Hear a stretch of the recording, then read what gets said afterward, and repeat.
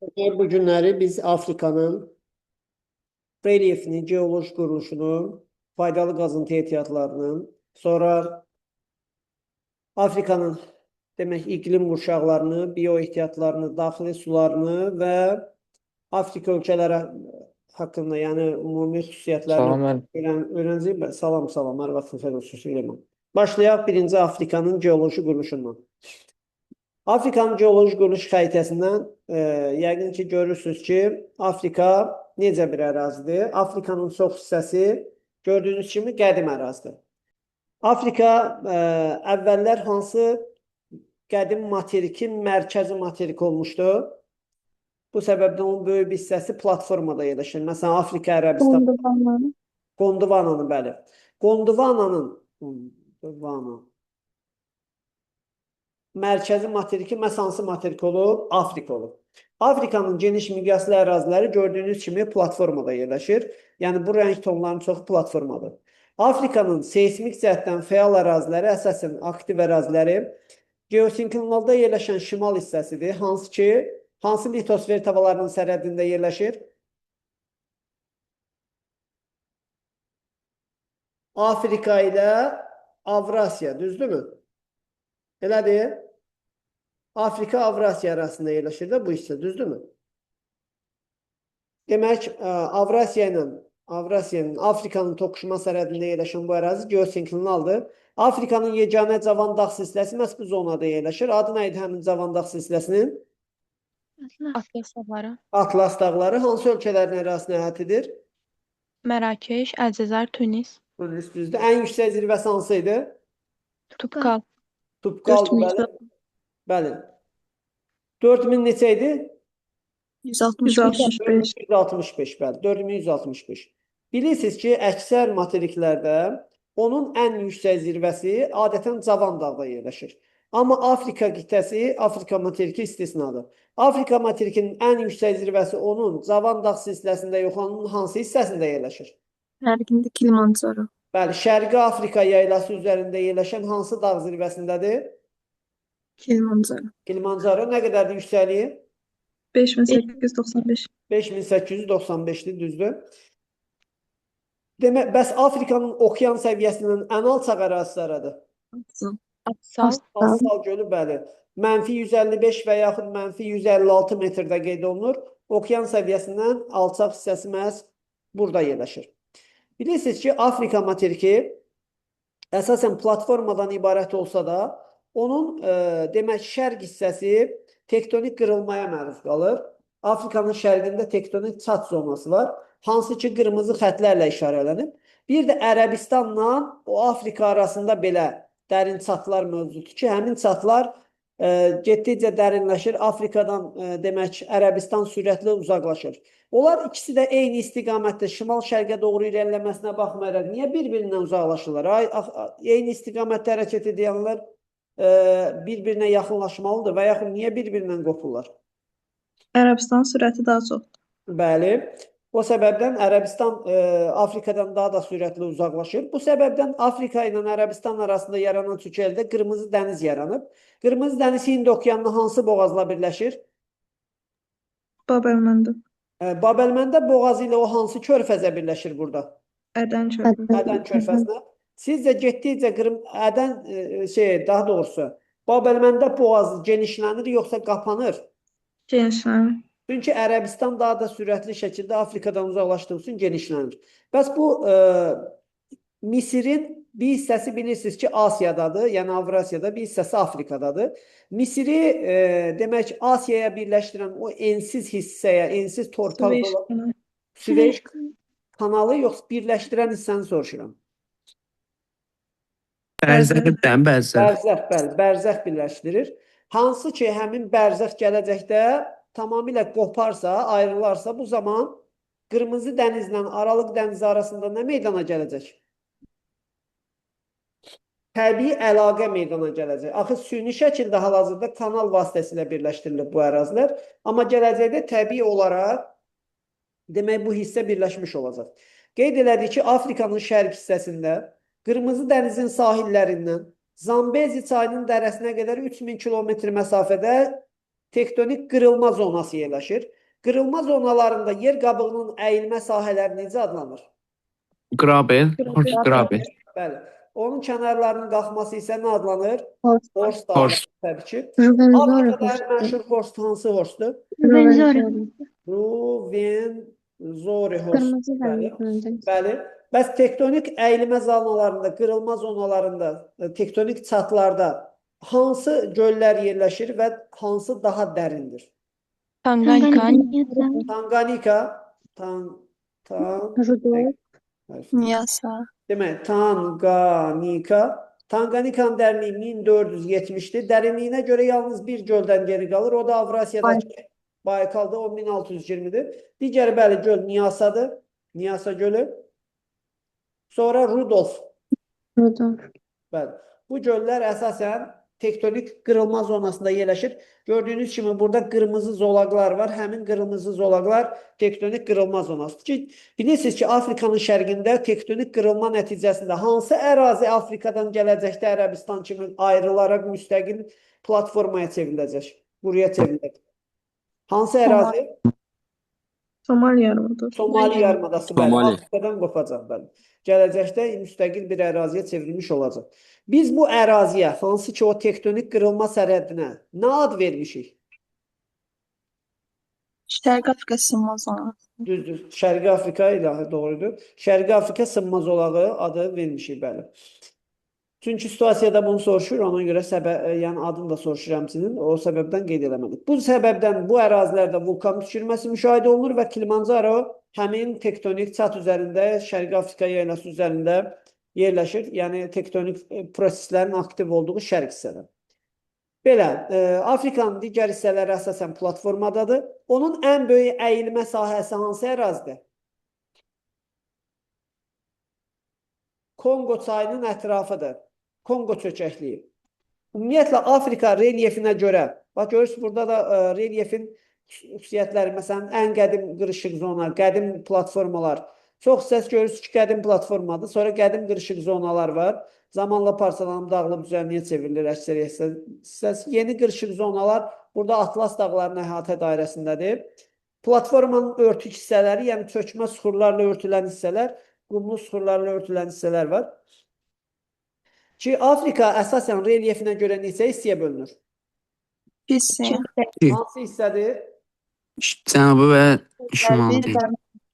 Demək, alçaq Afrika, bir də yüksək Afrika. Yüksək Afrikaya daxildir Şərqi və Cənubi Afrika. Yəni, Cənub-Şərqi Afrika daxilində, düzdürmü? Amma alçaq Afrikaya aiddir Şimal və Qərbi Afrika. Şimal və Qərb hissəsi isə alçaq Afrikaya aiddir.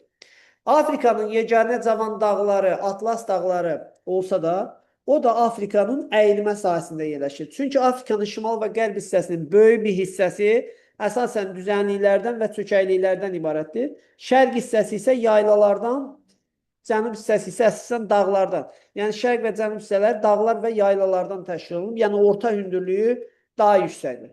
Bunu yadımızda saxlayaq, daxili sularda bizə lazım olacaq. Demək, Afrikanın geoloji quruluşu orada bir çox süxurların yayılmasına səbəb olur. Afrikanın əsasən şimal hissələrində, yəni Əlcəzair, Liviya kimi ölkələrdə hansı təbii sərvət geniş yayılıb? Neft. Qaz. Bu, həm də onların OPEC təşkilatına üzv olmasına səbəb olub. Bəs neft ehtiyatlarının digər əsas hissəsi Afrikanın hansı hissəsindədir? Nigeriya. Bəli, Kenya körfəzi sahilləri, düzdür? Bəli, körfəzi sahilləri. Bu belə. Demək, Nigeriyada, Angola kimi, Gabon kimi ölkələr də OPEC təşkilatının əsasən üzvüdür. Burada neftin yayılma səbəbi nədir? Niyə burada neft ehtiyatı? Üzv aləm zəngin olur. Çökmə süxurlarla zəngindir, bəli. Daha çox üstünlük təşkil edir o səbəbdən. Bəs Afrikanın fosforit ehtiyatları, ümumiyyətlə dünyanın ən zəngin fosforit ehtiyatları, yəni Atlas dağlarındadır, bəli. İşarəsi də burada öz əksini tapıb, bəli. Dünyada başqa hansı ərazilər idi ki, o ərazilər fosforit. Florida yarımadası. Floridada. Bir də, bəli, Şərqi Çin düzənliyində, böyük Çin düzənliyində də mövcuddur, doğrudur. Yaxşı. Bu hissə əsasən çökmə suxurlarla zəngin idi. Afrikanın cənubunda da bir çox təbii sərvətlər var. Amma neft qazdan başqa. Çünki cənubda neft qaz ehtiyatı yayılmayıb. Kömürdür, metal filizlərdir, məsələn manqandır, qızıldır. Bu kimi təbii sərvətlər çoxdur. Cənubunda həmçinin bir qiymətli daş var ki, məhz Cənubi Afrika Respublikasının inkişaf etmiş olmasına səbəb bəli, almaz ehtiyatıdır. Namib sahillərindən əsasən bu istismar olunur, bu məhsul.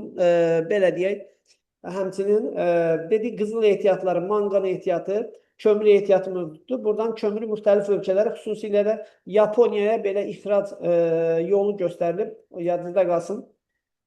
Bəs Afrikanın əsasən qərb hissəsində, Liberiya ərazisində hansı təbii sərvət mövcuddur? Neft. Dəmir. Liberiyada dəmir ehtiyatlarıdır. Sonra, bəs Afrikanın mərkəzi xüsusi bir təbii sərvət qurşağına mı? Mis qurşağı. Hansı ölkələr mis qurşağında yerləşirdi? Cənubi Amerikada. Kongo. Kongo demək. Sonra hansı ölkəydi? Zambiya. Bəli, Kongo Demokratik Respublikası, Zambiya, bəzən də Zimbabve'ni də qeyd edirdilər. Bu kimi ölkələr məhz bu təbii sərvətlə zəngindir. Necə? Mis dediniz elə. Bəli, mis ehtiyatı. Mərkəzi dünyada 2 dənə əsas mis qurşağı var. Biri Ant dağlarında, Cənubi Amerikada, digəri isə mərkəzi Afrikada yerləşir. Bu təbii sərvətlərin əsas yayılma arealı məhz bu regionlar üçün səciyyəlidir. Demək belə, Afrika əsasən dedik, relyefinə görə platformalar geniş yayılıb, qədim dağlar daha çox geniş yayılıb. Bu səbəbdən Afrikada düzənliklər üstünlük təşkil edir. Onun böyük bir hissəsi tropikdə yerləşdiyinə görə, tropik ərazidə yerləşən yaylalar, hansı ki, Axaqqar yaylası, Tibesti yaylası, Darfur platosu, hansı aşınmaya məruz qalır səhra ərazilərində? Şahid dağlar idi də bunlar. Fiziki aşınma. Fiziki aşınmaya məruz qalır. İsti və quraq iqlimdən suxurlar demək parçalanır, dağılır və aşınır. Nəticə etibarilə ərazi zamanla düzənliyə çevrilir, düzdür. Düzənliklərin üzərində, həmin o yaylaların üzərində bir sıra dağlar var. Məsələn, demək, burada Axaqqar yaylası, deyək ki, Tibesti yaylası, Darfur yaylaları üzərində bir sıra zirvələr qalır. Məsələn, Marra dağı Darfur yaylası üzərində, Tahat dağı var, məsələn, demək, Axaqqar yaylası, Tibesti yaylası üzərində, demək, Emikuisi dağı.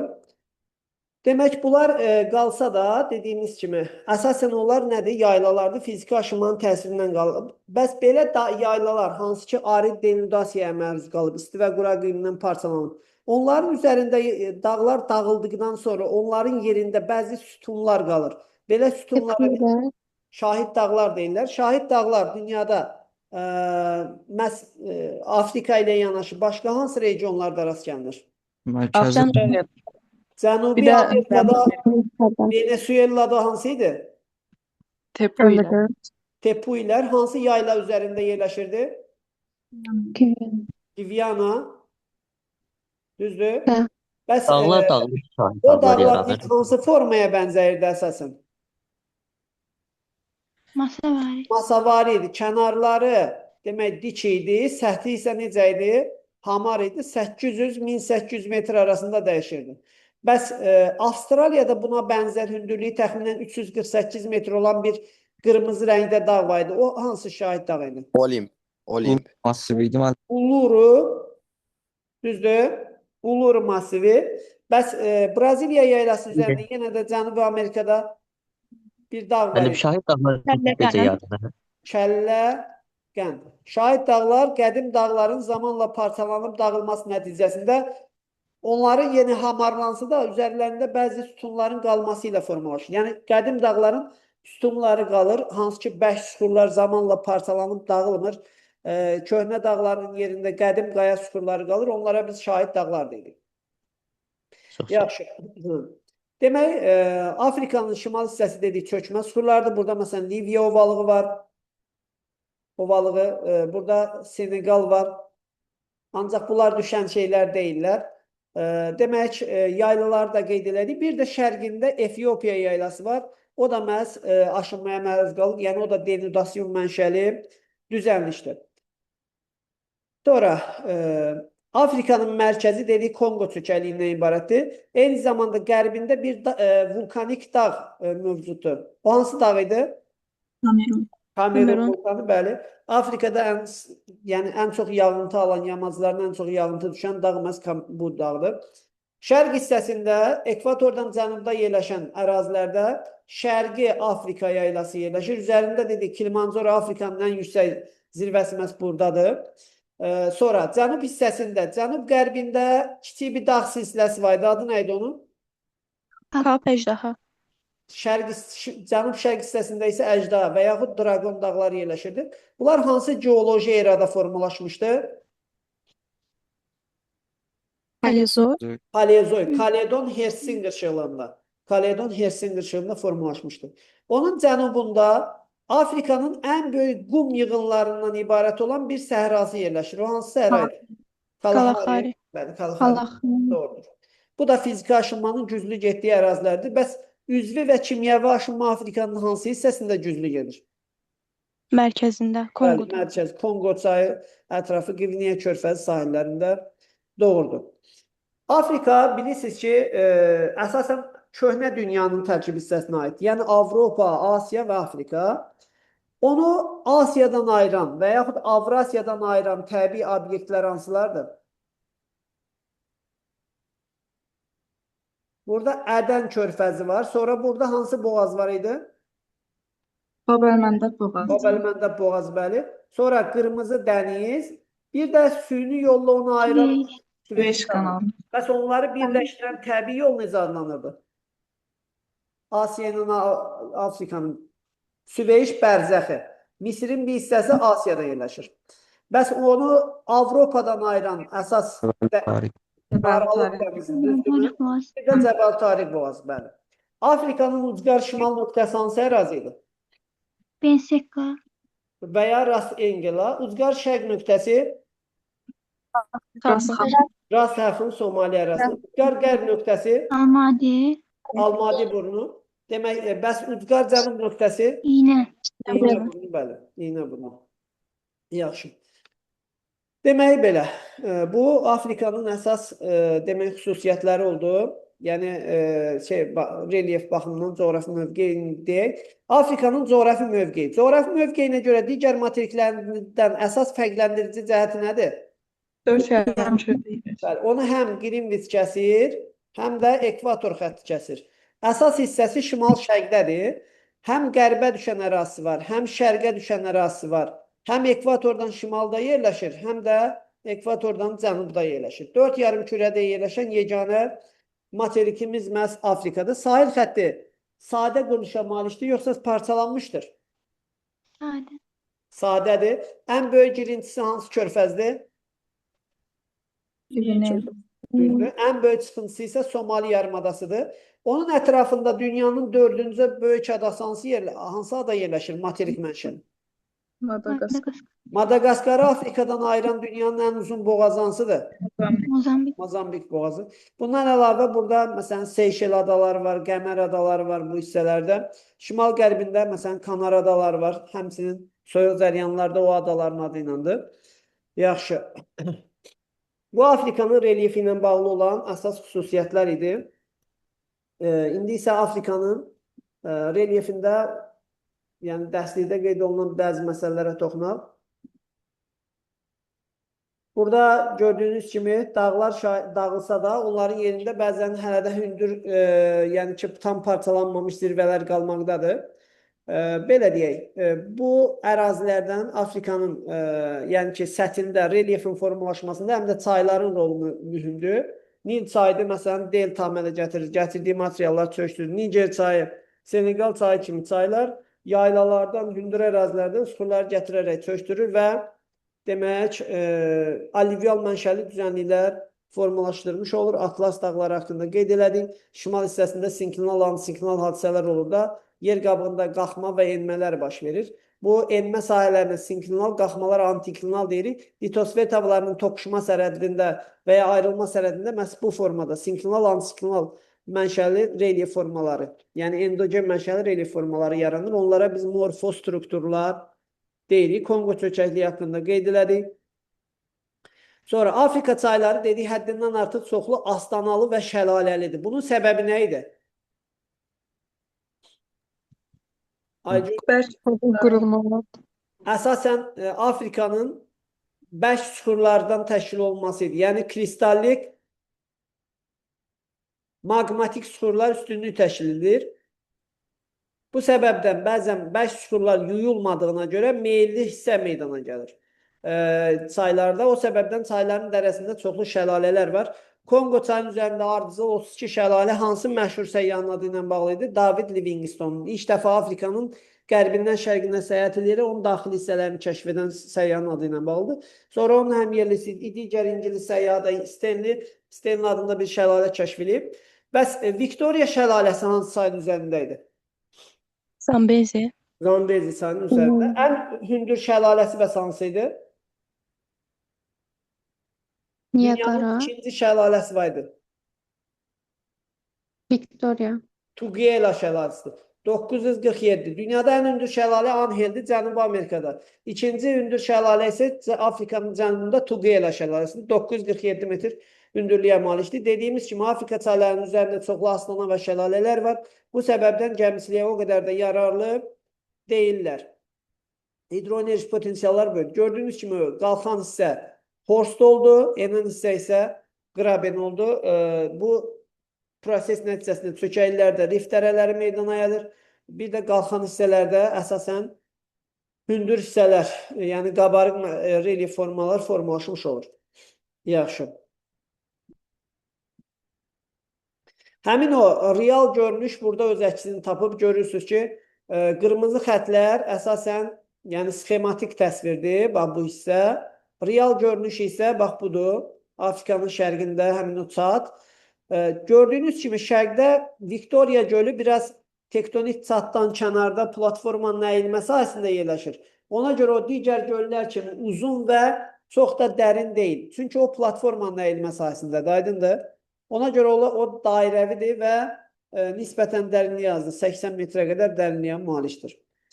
Afrikanın cənubunda dedik, Kap və Əcda dağlar yerləşir. Onlar xarici qüvvələrin təsirinə çox ciddi şəkildə məruz qalaraq parçalanır, dağılır, səthləri demək çay dərələri ilə kəskin parçalanıb, enli çay dərələrini görürsünüz. Dragon dağları, bir də Kap dağları burada demək öz əksini tapıb cənub hissəni əhatə edir bu hissə. Demək, bu hissə yəqin ki, aydındır. Bir də dedik, Afrikanın cənubunda yerləşən məşhur o nəhəng qum topası olan Kalahari səhrası dünyada məşhurdur. Caarda, Namibiyada və Botswana ölkələrinin ərazisində yerləşir. İndi isə Afrika regionlarına baxaq. Gördüyünüz kimi Afrikanın regionları neçədir? Şimali Afrika, demək, Qərbi Afrika, Şərqi Afrika, Mərkəzi Afrika, bir də Cənubi Afrika. Ümumi neçə regiondan ibarət oldu? 5. Bəli, 5 regiona bölündü. Bunlardan təbii ki, okeanatışı olanlar da var, okeanatışı olmayanlar da var. Demək, bu region xəritəsinə bir də qaydacağıq biz. Sonra, demək, Afrikanı əhatə edən okeanlar hansılar idi? Bir dənə onu da qeyd eləyək. Atlantik idi. Hind okeanında yerləşən soyuq cəryanı hansı cəryandır? Somali. Bəs isti cəryanlar hansılardır? Mozambik. Və onun davamı İynəburnudur. Bəs Atlantik okeanında yerləşən soyuq cəryanlar hansılardır? Kanar cəryanı, bir də qərb küləklərindən ayrılan Bengel cəryanı. İsti cəryanlar isə Qviniya cəryanı və onun davamı Angola cəryanı isti cəryanlar sayılır. Belə, Afrikanın, yəni ki, isti cəryanlar rütubətin düşməsinə, Afrikada yağıntının demək artmasına səbəb olur. Afrikanın əsasən ərazisi hansı okeanın təsirinə daha çox məruz qalır? Atlantik okeanı. Atlantik, çünki digər sahil xətti nədir? Yüksəkdir. Digər ərazi əsasən bəli, şərq isə Hind okeanı biraz yüksək ərazilərdir. Bu səbəbdən yəni Atlantik tərəfdən gələn hava kütlələri daha asanlıqla Afrikanın ərazisinə daxil ola bilir. Yaxşı, indi isə demək Afrikanın iqlimi barəsində danışaq. Afrikanın iqlimi. Afrikanın iqlimi digər materiklərdən çox kəskin fərqlənir.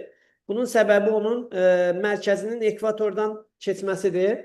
Çünki Afrikanın mərkəzinə ekvator keçdiyinə görə həm şimalda, həm cənubda eyni iqlim uşaqları yayılır. Buna deyirlər Afrikanın iqlim uşaqları necə yerləşib əsasən? Simmetrik yerləşib. Afrikanın mərkəzini Qvineya körfəzi sahilləri və Kongo çökəkliyini hansı iqlim uşağı əhatə edir? Ekvatorial. İl boyu yağıntılı və istidir. Onu əhatə edən subekvatorial Afrikanı həm şərqdən, həm şimaldan, həm də cənubdan əhatə edir. Şimaldakı subekvatorialda nə vaxt yağış yağır? İyun-iyul ayları. Cənubdakı subekvatorialda isə Dekabr yanvarı. hər ikisində yay aylardır sadəcə olaraq. Çünki ekvatorial yay aylarında subekvatorialda hakim olur. Şimalda yay olanda şimal subekvatorial, cənubda yay olanda cənub. Ona görə ot örtüyü fəsildən asılı olaraq dəyişir və heyvanlar da fəsildən asılı olaraq bəzən şimala, bəzən cənuba köç etmiş olurlar. Ən əlverişli iqlimi demək olar ki, əkinçilik üçün subekvatorialdır. Ekvatorialda da aqroiqlim ehtiyatları və su ehtiyatları yaxşı olsa da güclü leysan yağışları bəzən təsərrüfata mane olur. Sonra digər iqlim qurşağı Afrikanın bilirsiniz şimalından şimal tropik xətti, cənubundan da cənub tropik xətti keçir. O səbəbdən geniş miqyaslı tropik iqlim qurşağında da yerləşir.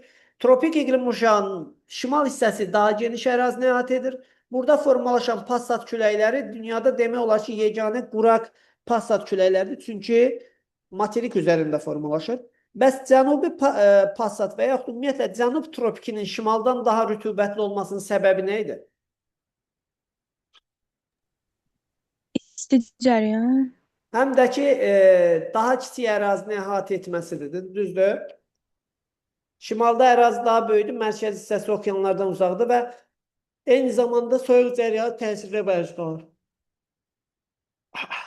Yaxşı. Bəs ucqar şimal və cənub hissələri hansı iqlim qurşağında yerləşir?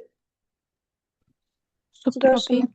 Subtropik, bəli. Şimal hissə Aralıq dənizidir. Cənub hissədə isə iki dənədir. Biri Aralıq dənizi subtropikdir. Şərq hissəsi isə rütubəti bərabər paylanandır. Cənubdakı materiklərin şərqində musson yayıla bilmir. Materiklərin şərqində adətən musson olub.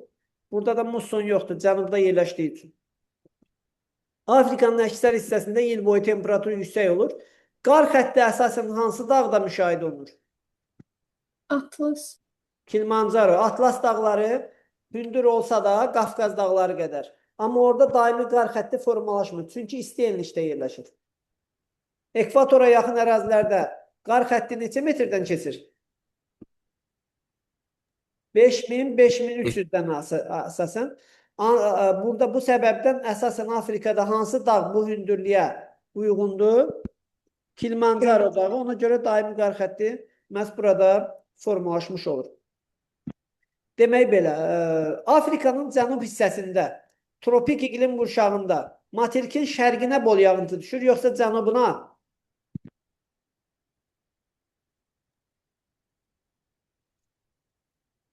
Müəllim, Həmişə tropik enliklərdə materiklərin şərqindən isti cəryan keçir.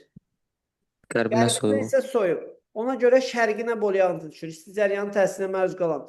Məsələn, burada Əjdaha dağlarının, Dragon dağlarının şərq sahili, Madagaskar sahillərinə bol miqdarda yağıntı düşsə də, Namib sahilləri səhradır.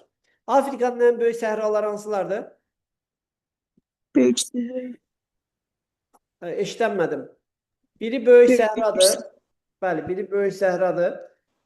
Sonra burada böyük səhra yanaşı, burada Nubiya səhrası var, sonra Liviya səhrası var. Cənubda isə Kalahari, sahilə yaxın ərazilərdə isə Namib səhrası deməli ərazini əhatə etmiş olur. Namib səhrası.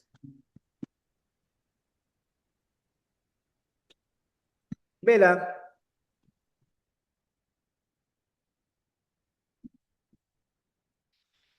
Qeyd eləmişdik, xatırlayırsınızsa, adətən ekvatorial ərazilərə bol miqdarda yağıntı düşür, subekvatoriala da yayda yağış düşür. Amma böyük səhra ilə qonşu olan subekvatorial iqlim qurşağının bəzən Bir müddət quraq keçməsi orada bitki və heyvanat aləminin məhv olmasına səbəb olur. Ümumiyyətlə, insanların təsərrüfatdan səmərəsiz şəkildə istifadəsi, yəni ətraf mühitdən səmərəsiz istifadəsi, bitki və heyvanların, yəni ot örtüyünün məhv edilməsi, kolluqların qırılması bəzən savanna zonalarında quraq iqlim şəraiti yaradır. Belə ərazilər, bəzən mövsümdən asılı olaraq bir müddət quraq keçən ərazilər səhranın təsiri ilə, səhranın savannalara doğru genişləndiyi ərazilər necə adlanır? Sahil zonası. Sahil zonası, bəli. Sahil zonası demək, həmin bölgə Afrikanın şimalında savanna zonası, hansı ki, tropik səhra ilə həmsərhəd olan bölgələrdir.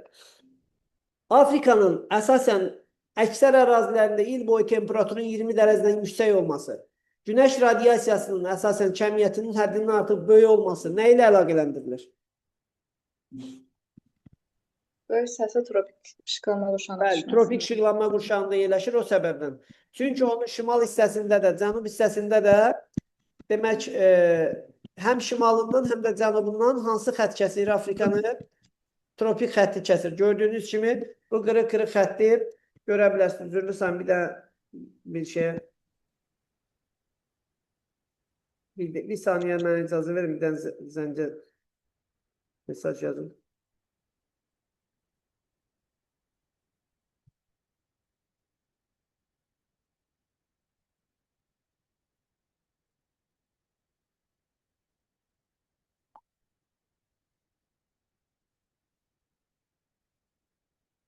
Aha. Gördüyünüz kimi demək tropik 23,5 dərəcə şimal, 23,5 dərəcə cənub enliyi tropik böyük məsafədə tropik işıqlanma qurşağında yerləşir. Yəni ilin çox hissəsi bu ərazilərdə günəşin düşmə bucağı böyükdür. Yalnız ucqar şimal hissəsi şimal mülayimdə, ucqar cənub hissəsi cənub mülayimdə yerləşir. Deməli neçə işıqlanma qurşağında yerləşir? 3. 3 işıqlanma qurşağında yerləşmiş oldu. Əsasən böyük bir hissəsi də isti qurşaqlarının, yəni ki, istilik qurşaqlarının isti qurşaq daxilindədir. Bəs Afrika neçə iqlim qurşağında yerləşir? Gördüyünüz kimi bir ekvatorial, şimal subekvatorial, cənub subekvatorial, şimal tropik, cənub tropik, şimal demək subtropik, cənub subtropik. Deməli, Afrika mülayim və qütb ətrafı iqlim qurşaqlarında, yəni subarktik, subantarktik, arktik və ya antraktik kimi iqlim qurşaqlarında yerləşmir. Mülayim işıqlanma qurşağı ilə bəzən uşaqlar mülayim iqlim qurşağını qarışdırır. Mülayim iqlim qurşağında yerləşmir. Mülayim işıqlanmada yerləşir. 23,5-dən böyükdür. Dərəcə qiyməti böyük olan ərazilər var o səbəbdən. Demək belə. Təbii ki, Afrikada iqlim əhalinin müəyyən qədər təsərrüfat fəaliyyətinə də təsir göstərir. Daha çox mərkəz hissələr, ekvator boyu ərazilər gördüyünüz kimi əsasən əlverişsizdir. Ona görə burada təsərrüfat çox da yaxşı inkişaf eləməyib. Fikir verirsə, əsasən meşələr yayılıb. Bir də burada bəzi taif xalqlar yaşayır. Hələ də demək olar ki, istehsal prosesi ilə məşğul deyirlər.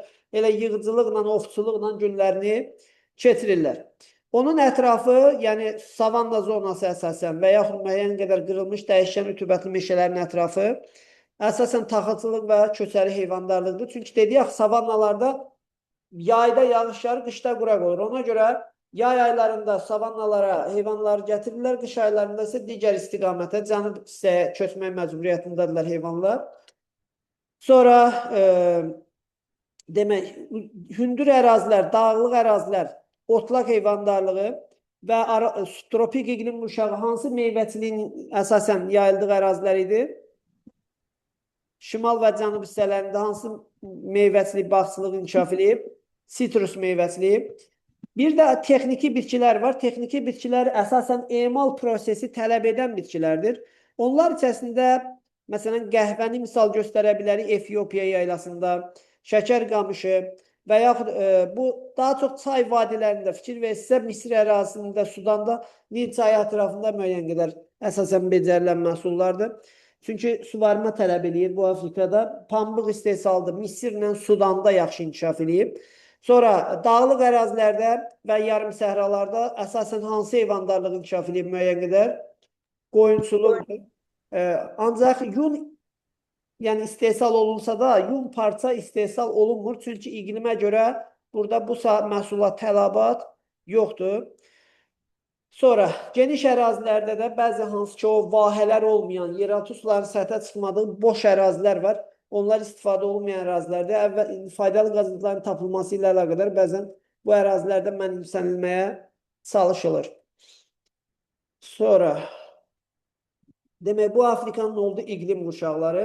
İndi isə Afrikanın daxili suları haqqında.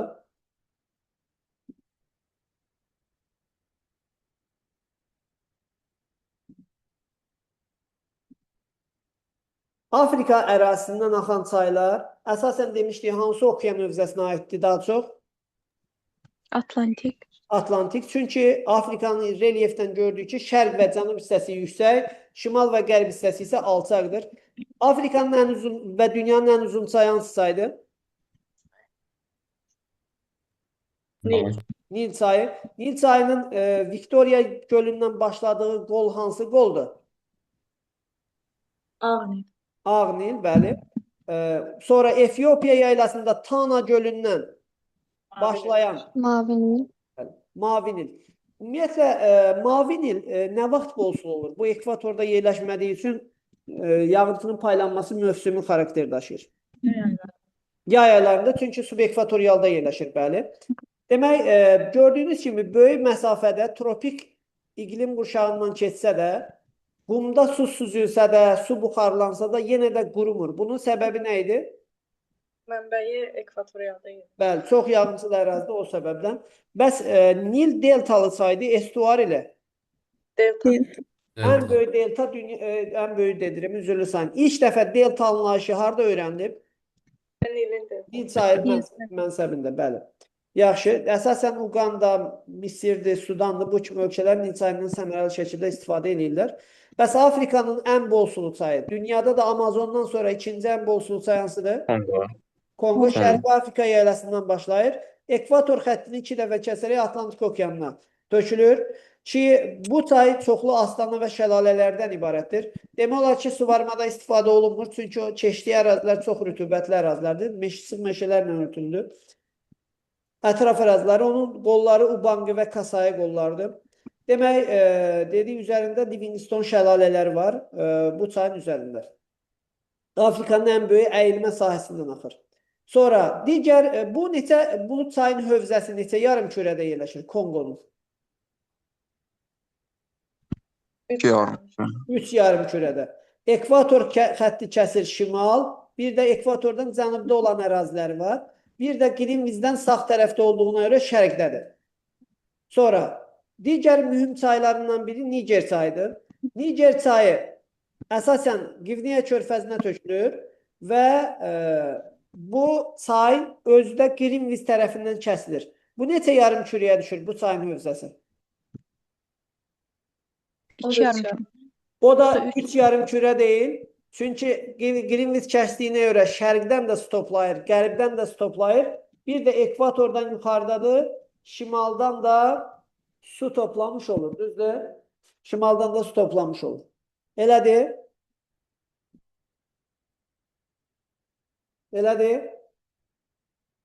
Bəli. Ona görə 3 yarım kürədədir. Yəni bu tip çaylar bu səbəbdən 3 yarım kürədə sayılır. Ki Niger çayı sizcə nə vaxt bolsul olur? Yəni ilin hansı dövründə bolsul olur? O da yay aylarında. Yay dövründə. Bəli, yay aylarında bolsul olur. Çünki o harda yerləşir? Şimal subekvatorial. Bəli, şimal subekvatorialında yerləşir. Bu səbəbdən məhz dediyimiz kimi o yayda bolsul olur. İndi ona bənzər, amma dekabr, yanvar, fevral aylarında bolsul olan çay hansıdır? Yəni o da Zambezi. Zambezi. O hansı okeana tökülür? Hind okeanı. Hansı məşhur əraziyə tökülür o? Mozambik boğazı. Mozambik boğazı. Dünyanın nə idi o Mozambik boğazı? Ən uzun boğazdır. Ən uzun boğazdır. Bu da yayda bolsul olur. Sadəcə olaraq yay ayları burada dekabr, yanvar, fevral aylarında iyul ayı səviyyəsi aşağı düşəcək.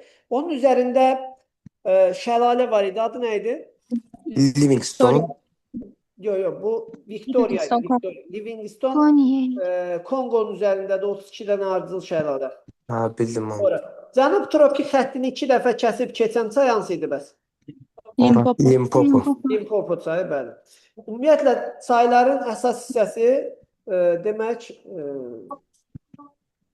Atlantika idi. Cənubda Atlantika tökülən Ubangi, üzülürsən, Ubangi dedim. Oranj çayı, narınc çayı. Sonra dedik Kongo çayıydı. Niger çayıydı. Sonra burada Senegal çayı var idi. Sonra Nil çayı, bunlar əsasən Atlantika. Amma Limpopo çayıydı. Sonra Zambezi kimi çaylar isə töküldü hara? Hind okeanına. Yaxşı, bəs Afrikanın daxili axarsu hövzəsi yaxşı təmin olunub, yoxsa pis təmin olunub? Pis. Yaxşı təmin olunub. İki dənə materikin daxilində su zəif qalır. Biri Şimali Amerikadır, biri isə Cənubi Amerikadır. Daxili axarsu hövzəsi zəif təmin olunan materiklər Şimali Amerikanın Cənubi Amerikadır. Çünki onların bir tərəfi hündür, digər tərəfi alçaldır. Sular axıb gedir. Amma Afrikanın daxilində göllər çoxdur. Ora tökülən çaylar var. Ona görə daxili axarsu hövzəsi yaxşı təmin olunub. Avrasiya, Avstraliyada bu xüsusiyyətə tabedir. Afrikanın ən böyük gölü hansı göldür? Victoria. Bəli. 68 təxminən kvadrat sahəsi var. Victoria gölü axarlıdır, şorsuludur. Axarlı. Axarlıdır. Şirin sudur mənim. Niyasa göllər də bəli axarlıdır. Onlar da şirin. Şirin su göl. Bəs onun relikt mənşəli qalıq gölü hansıdır? Tanganyika. Tad gölü. Demək burada yerləşir. Ona bir çay tökülür. Adı Şari çayıdır. O da daxili axarsu hövzəyə aiddir. Bəs okean səviyyəsindən aşağıda yerləşən gölü hansıydı? -156 və ya 155. Assal gölü. Assal gölü, onun ətrafında Affar çökəkliyi var. Afrikanın mərkəzi su ehtiyatı yaxşı təmin olunsa da, böyük hissəsində su ehtiyatları demək zəif təmin olunub. Belə, Afrikaya aid olan xüsusiyyətlərdən çayların əsas hissəsini qeyd edik. Dedik, bir də təbii ki, Afrikada quruyan çaylar da var. Çünki Afrika o qədər də rütubətləri az deyil. Afrikanın ən məşhur çaylarından biri təbii ki, Nildir. Nil üzərində bir su anbarı inşa olunmuşdu. Adı nə idi onun? Assuan. Assuan. Su anbarı inşa olunandan sonra ərazidə sizcə nə kimi dəyişikliklər baş verə bilər? Ərazi quraqlaşar, yoxsa rütubətlənər? Məncə rütubətlənər. Rütubətlənər. Çünki ərazidə bəli, atmosferə daxil olan su buxarının miqdarı artar. Sonra yerinə tökən suyun miqdarı çoxalar, yeraltı suların səviyyəsi yuxarı qalxar. Müəyyən qədər ərazinin temperaturu aşağı düşəcək. Çünki buludluq yaranar, havada nisbi rütubət çoxaldığı üçün. Dedik, dünyada ən hündür şəlalə Anhel şəlaləsi idi. Cənubi Amerikada Orinoco çayının Çurin qolu üzərində. Bəs Afrikada hansı idi? Tuguela çayı 947 metr. O yalnız Anheldən hündürlüyünə görə geri qalır. Demək, ümumiyyətlə Afrika çayları çoxlu aslana və şəlalələri idi. Bu hansı çayın üzərindədir? Bu Tuguela çayının üzərindədir. Müəyyən qədər oranj çayının qolu olmalıdır. Bu elə belə qeyd olunur. Burada öz əksini tapmayıb. Sonra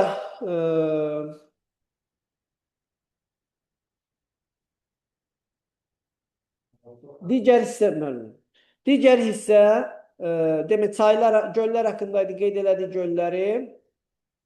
İndi burada bir sıra su anbarları öz əksini tapır. Su anbarlarından Volta hansı çay üzərindədir elə? Elə Volta çayı. Bəli, Volta çayının üzərindədir. Digər Nasir su anbarı hansı çayın üzərindədir? Nil çayının üzərində. Victoria Zambezi idi. Victoria. Victoria burada demək Victoria gölü ətrafındadır. Zambezi çayının üzərində olan burada Karibe və Kavarabasa. Bunların səhv eləmirəmsə yerləri yanlış düşübdü. Biri daha öndə, digəri solda olmalıydı. Kitabda onların yerlərini qarışdırıblar. Karibe, bir də Bassa su anbarlarını yadınızda saxlayın. Zambezi çayının üzərində olanlar bunlardır. Yaxşı. Bu Afrikanın daxili sularıdır.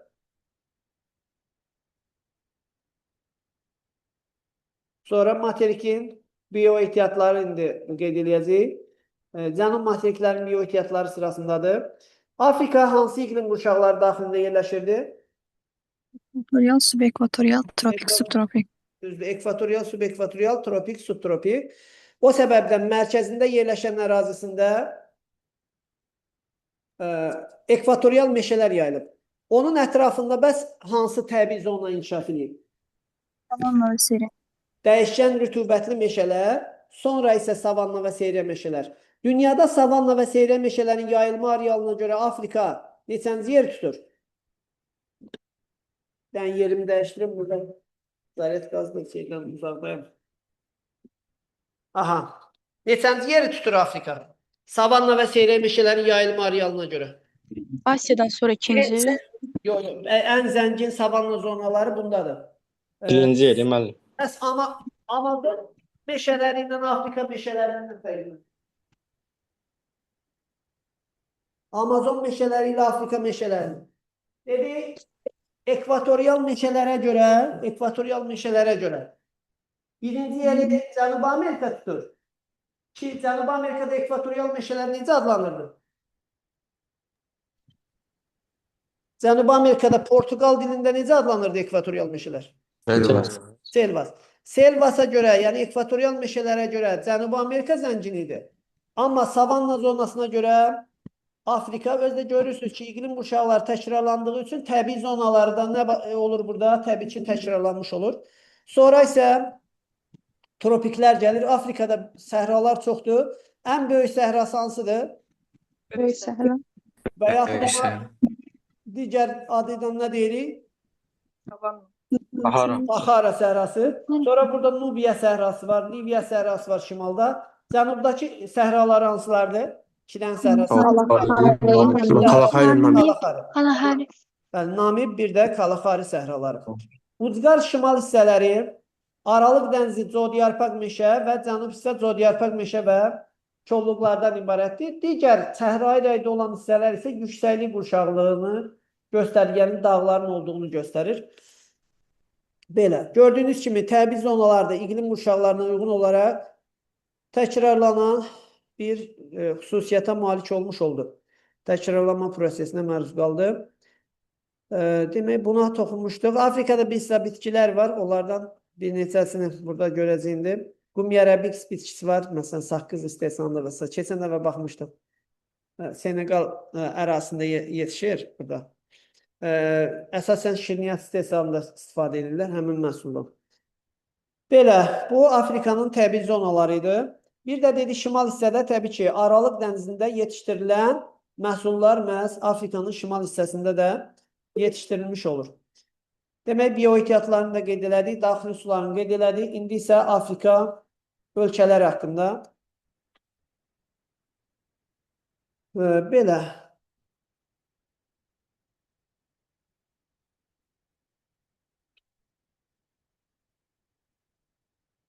Bir də ucqar nöqtələrini səhv eləmirəmsə qeyd eləmədik biz. Ucqar nöqtələr dedik. Dedilər. Bəli. Bir dəqiqə.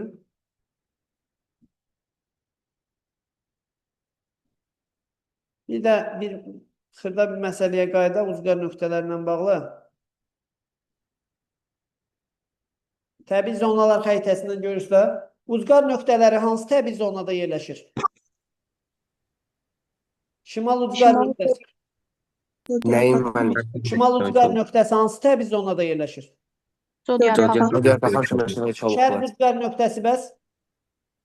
Dəyişkən rütubətli meşələr. Savanna və seyriyə meşələr zonasındadır. Dəyişkən rütubətli Nurlan, bu mavidir, mavi rəng. Mavi bu hissə, ekvator ətrafında. Bu yaşıl rəng, tünd yaşıl görsən, bu hissədir. O savanna seyriyə meşələrdir. Rast tərəfin burnu savanna və seyriyə meşələrdədir. Ucqar cənub nöqtəsi, iynə burnu. Doğrudur. Ucqar qərb nöqtəsi. Savanna seyriyə meşələr. Demək, şərqi də qərbi də savanna və seyriyə meşələr zonasında yerləşdi. Şimal hissəsi yerləşdi Zodiyarpak meşə və kolluqlarda. Cənub hissəsi Zodiyarpak meşə və kolluqlarda. Hər şey təkrarlandığı üçün burada həmin xüsusiyyət də demək təkrarlanmış olur. Bir dənə bir şey var, onu tapım, siz bir dəqiqə dincəlin.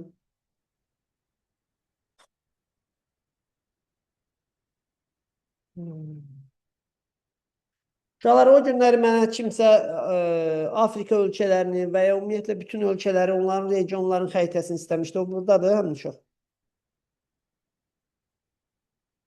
Yoxdur deyəsən. Dedim burada olsaydı xəritələr yüklərdim mənə. Bir dənə orada xəritə var, o mənə lazımdır.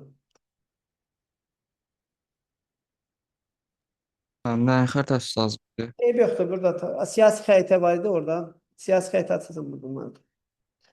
Afrikanın siyasi xəritəsi.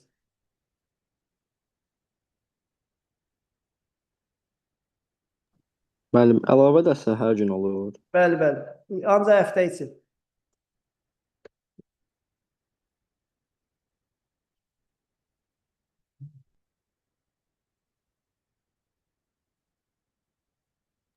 Sabah müəllim hansı materik olacaq? Necə? Sabah hansı materikə baxacağıq? Sabah Şimali Amerikaya. Hı. Şimali Amerika materikinə. Bir də normal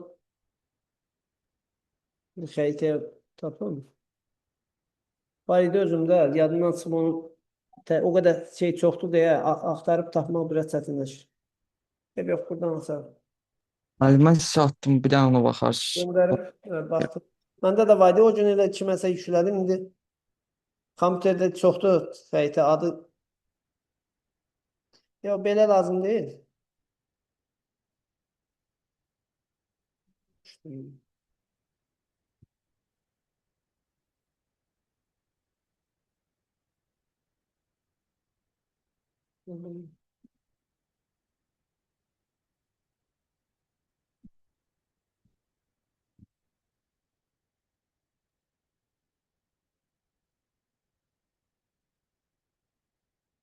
Bir dəqiqə nəsə yaxşı xəritə açmamışım. O özümdə var idi. Əvvəldən gərək yükləyəydim.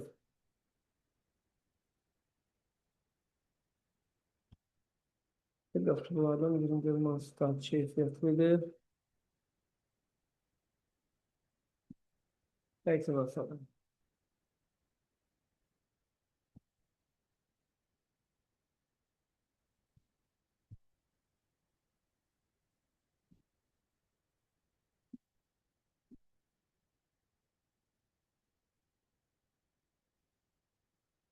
Demək, Afrika ərazisi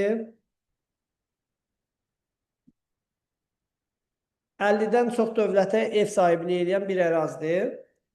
Bu, yəni qitədə nə qədər çox dövlət olsa da, demək olar ki, onlardan yəni əksəriyyəti çox zəif, dünyada tanınmayan, geri qalmış ölkələrdir. Bu ölkələrdən yalnız biri inkişaf eləyib. O da hansı ölkə idi?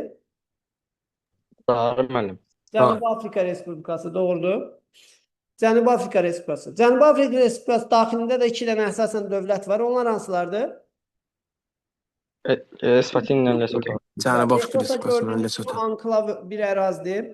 Sonra Eswatini burada demək yerləşir. O da demək olar ki, əksər hissəsi Carın daxili hissəsində yerləşir. Bu ərazidə dedik bir dənə bu inkişaf edib. İnkişafın əsas səbəbi kimi əsas nəyi götürürlər? Yəni əsas səbəb kimi nəyi qeyd edir ki, məhz Car bu səbəbdən inkişaf edib? Köçürmə kapitalist olmağına görə. Köçürmə kapitalisti düzdür. Yəni xarici kapital hesabına inkişaf edib. Həm də Təbii ehtiyatlarından görə müəllim. Həm də bəli, təbii ehtiyatlarda məhz bu ərazinin inkişafına demək olar ki, müsbət təsir göstərir. Bunun səbəbi nədir? Bunun səbəbi odur ki, burada almaz və qızıl ehtiyatlar var, düzdür, kömür ehtiyatları da var. Bir də olmayan əsasən neft-qaz ehtiyatlardır. Bu səbəbdən inkişafına səbəb olan amillərdən biri bəli, təbii ehtiyatların zəngin olmasıdır. Belə, Afrika regionları içərisində bir çox region var. Şimali Afrika, Qərbi Afrika, Şərqi Afrika, Mərkəzi Afrika, Cənubi Afrika. Bu regionlardan sizcə hansı nisbətən daha yaxşı inkişaf edib? Şimali Afrika. Şimali Afrika. Şimali Afrika. Şimali Afrikanın inkişafına müsbət təsir göstərən amillər hansılardır? Avropa Araq sahilində yerləşmə. Bəli. Və Avropaya yaxınlıq müəyyən qədər, eyni zamanda təbii sərvətlərindən zəngin olmaları müəyyən qədər buna təsir göstərir. Bəs bu Aralıq dənizi sahilində yerləşən ölkələr hansı birliyə daxildir və həmin birliyə neçə region daxildir? OPEC müəllim. Demək, burada Aralıq dənizi ölkələri və yaxud Mediterraneum adlanan bir təşkilat var. Mediterraneum Aralıq dənizi ölkələri birliyi. Həmin təşkilata 43 ölkə üzvdür. Onlar əsasən hansı regionlarda yerləşirlər? Şimal Afrika. Cənubi Avropa, Şimali Afrika, Cənub-Qərbi bəli, Cənub-Şərqi Avropa ölkələri, Cənub-Qərbi Asiya ölkələri və Şimali Afrika ölkələri. Bunlardan hansı əsasən inkişaf eləmiş ölkələrdən təşkil olunur və təbii sərvətlə zəif təmin olunur? Cənubi Avropa. Cənubi Avropa Avropa. hansı keçid dövründə olan ölkələrdən ibarətdir? Cənub-Şərq Avropa. Cənub-Şərqi Avropa doğrudur. Hansılarında qaynar nöqtələrin olması regionun inkişafına müəyyən qədər maneələr yaradır? Cənub-Qərbi Asiya. Cənub-Qərbi Asiya. Burada yerləşən yeganə inkişaf eləmiş ölkə hansı idi? İsrail. İsrail. İsrail, bəli. Cənubi Avropada hamısı inkişaf eləyib. Cənub-Şərqi Asiyada, Cənub-Şərqi Asiyada deyirəm, Avropada inkişaf eləmiş ölkə yoxdur. Şimali Afrika regionunda da inkişaf eləmiş ölkə yoxdur. Şimali Afrika regionu bu regionlardan hansı xüsusiyyətinə görə fərqlənir? Məndə sitrus meyvəçiliyi var. Əsasən Afrika regionunda daha güclü inkişaf etmiş region olsa da bu regionlar içərisində Aralıq Dəniz Ölkələri Birliyində ən zəif, ən geri qalmış nədir? Region məhz bu demək Şimali Afrika regionu. Aralıq Dənizi regionlarına görə ən geri qalmış region məhz budur. Bəs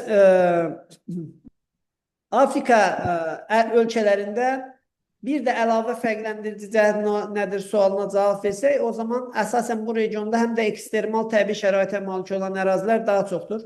Səhra, yarım səhralar daha çox üstünlük təşkil edir bu regionda. Digər məsələlər hansı ki var, o məsələn turizmin inkişafı, sitrus meyvəçiliyi demək olar ki, bütün regionlarında inkişaf etdirilməsi mümkün ola bilən ərazidir. Çünki Aralıq dənizi sahilindədirsə, zaten Aralıq dənizi subtropik iqlimdə yerləşən ərazilərdən ibarətdir. Bu da o deməkdir ki, demək burada yəni sitrus meyvəçiliyi inkişaf edib, belə deyək. Yaxşı. Afrika ölkələri ümumiyyətlə qitə olaraq özü 4 yarımkürədə yerləşir. Ancaq təbii ki, bu ölkələr həm Qrinviç, həm də bəziləri ekvator tərəfindən kəsildiyinə görə hansı yarımkürələrdə yerləşir? 3 yarımkürədə. Çünki ekvator kəsdiyinə görə hansı tərəflərə düşür? Ekvator şimal cənub, bir də hansı tərəfdir? Şərq tərəf. Bəs Qrinviç kəsəndə ölkələr hansı yarımkürələrə düşür? Şərq.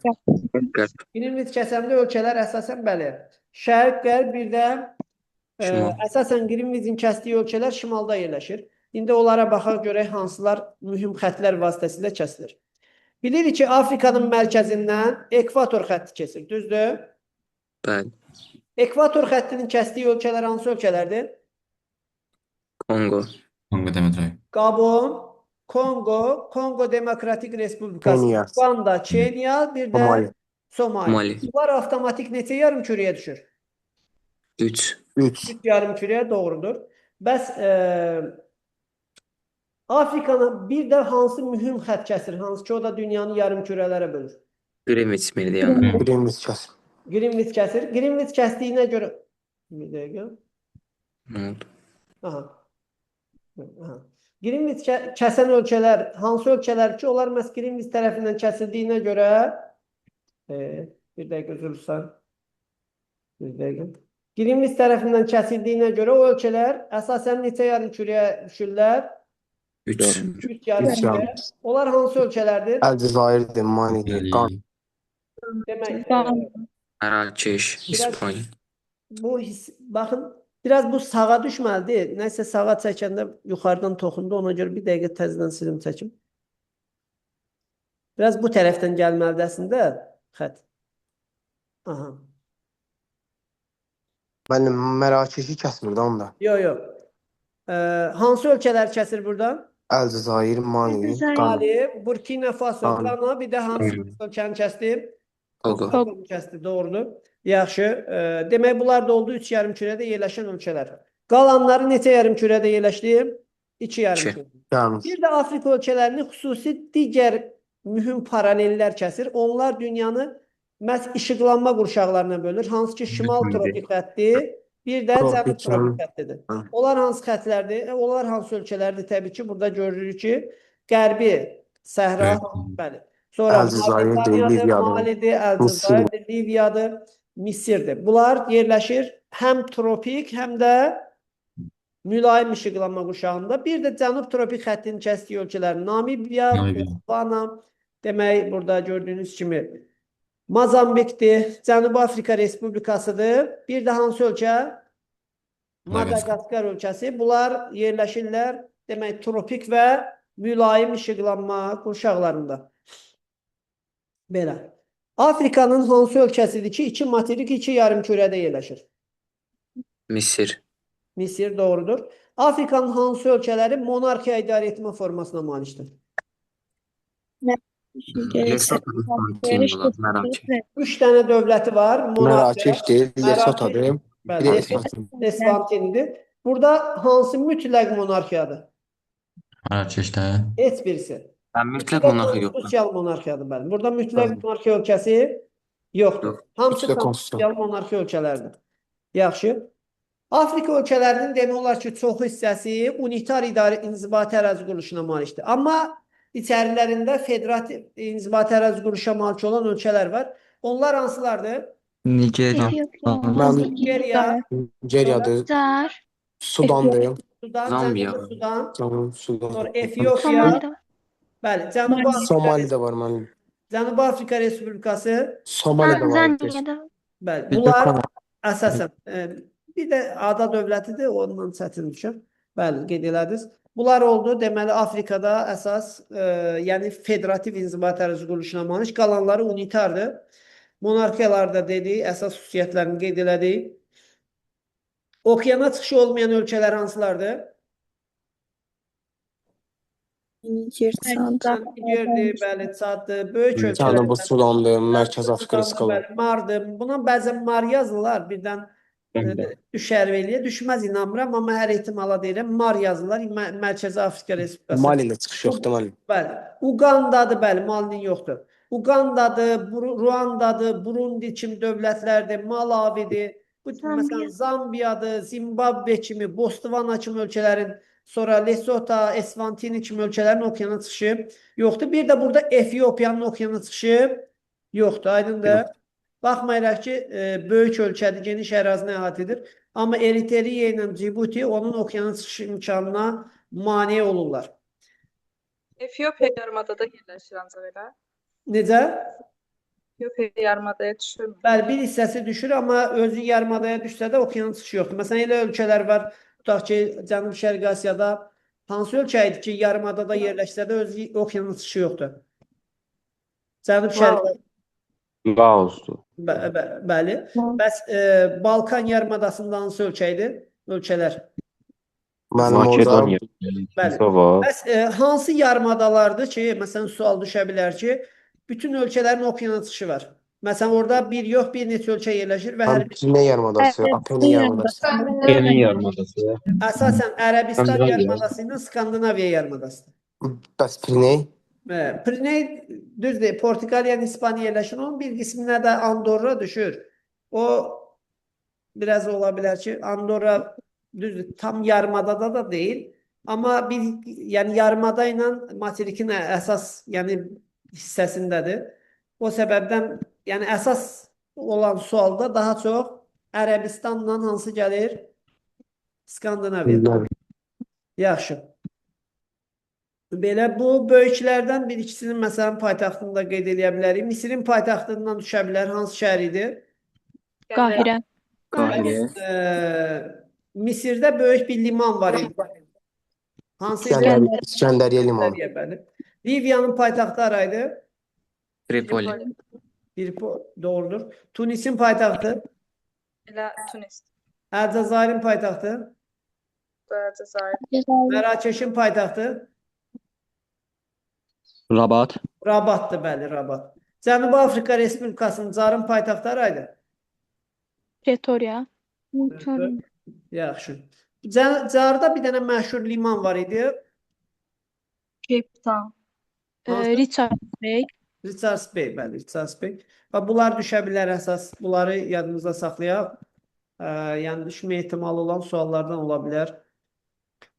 Bəs Nigeriyanın paytaxtı haraydı? A hərfi ilə başlar. Abuja. Ha, düzdür. Nigeriya əhalisinə görə Afrikada ən böyük ölkədir. O qədər yüksək sürətlə artır ki, onu dünyada hansı ölkəyə bənzədirlər? Hindistan. Bəli, ona Afrikanın ikinci Hindistanı deyirlər. Bəli. Bu tip ölkələr demək oldu Afrika ölkələri. Hesab necədir? Afrika haqqında demək əsas qeydlərimizi elədik. İndi isə keçək biraz testdən çalışaq.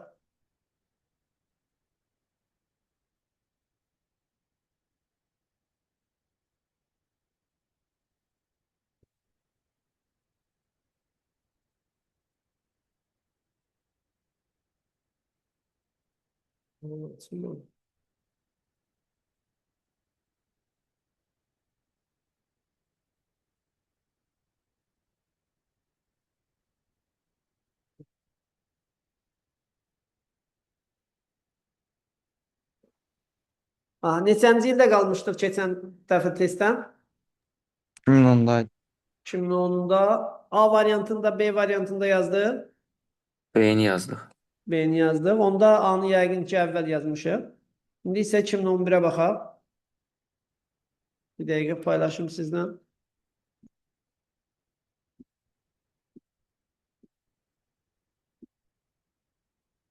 Aha, yəqin ki, görürsünüz sualları. Başlayaq 51-dən. Həsən Yusifzadə.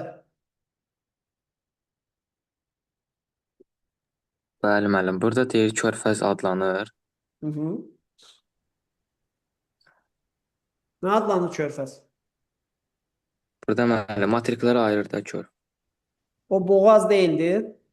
Aysel variant. Okeanın və ya dənizin quruydu. müdaxilə hissəsidir, yaxşı. Aysel buyur ikinci sual. Neft və neft məhsullarının beynəlxalq daşımasının başlıca istiqamətləri A variantı olar burada.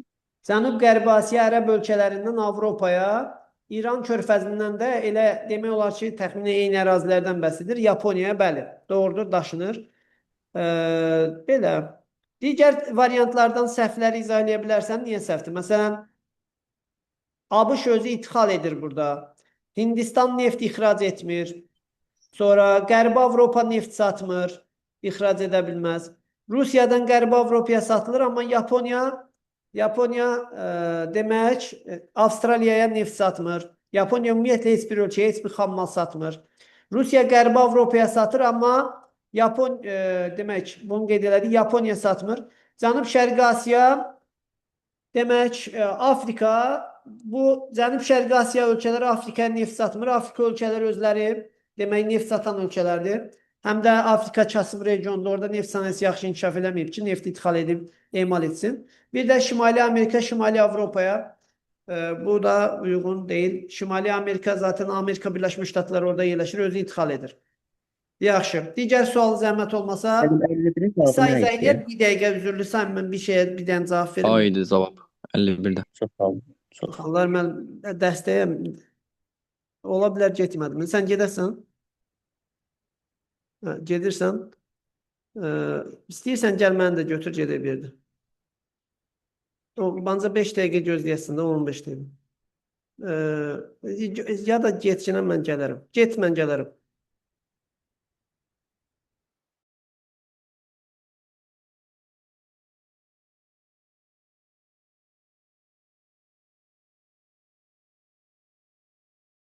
Üzürlü sən uşaqlar.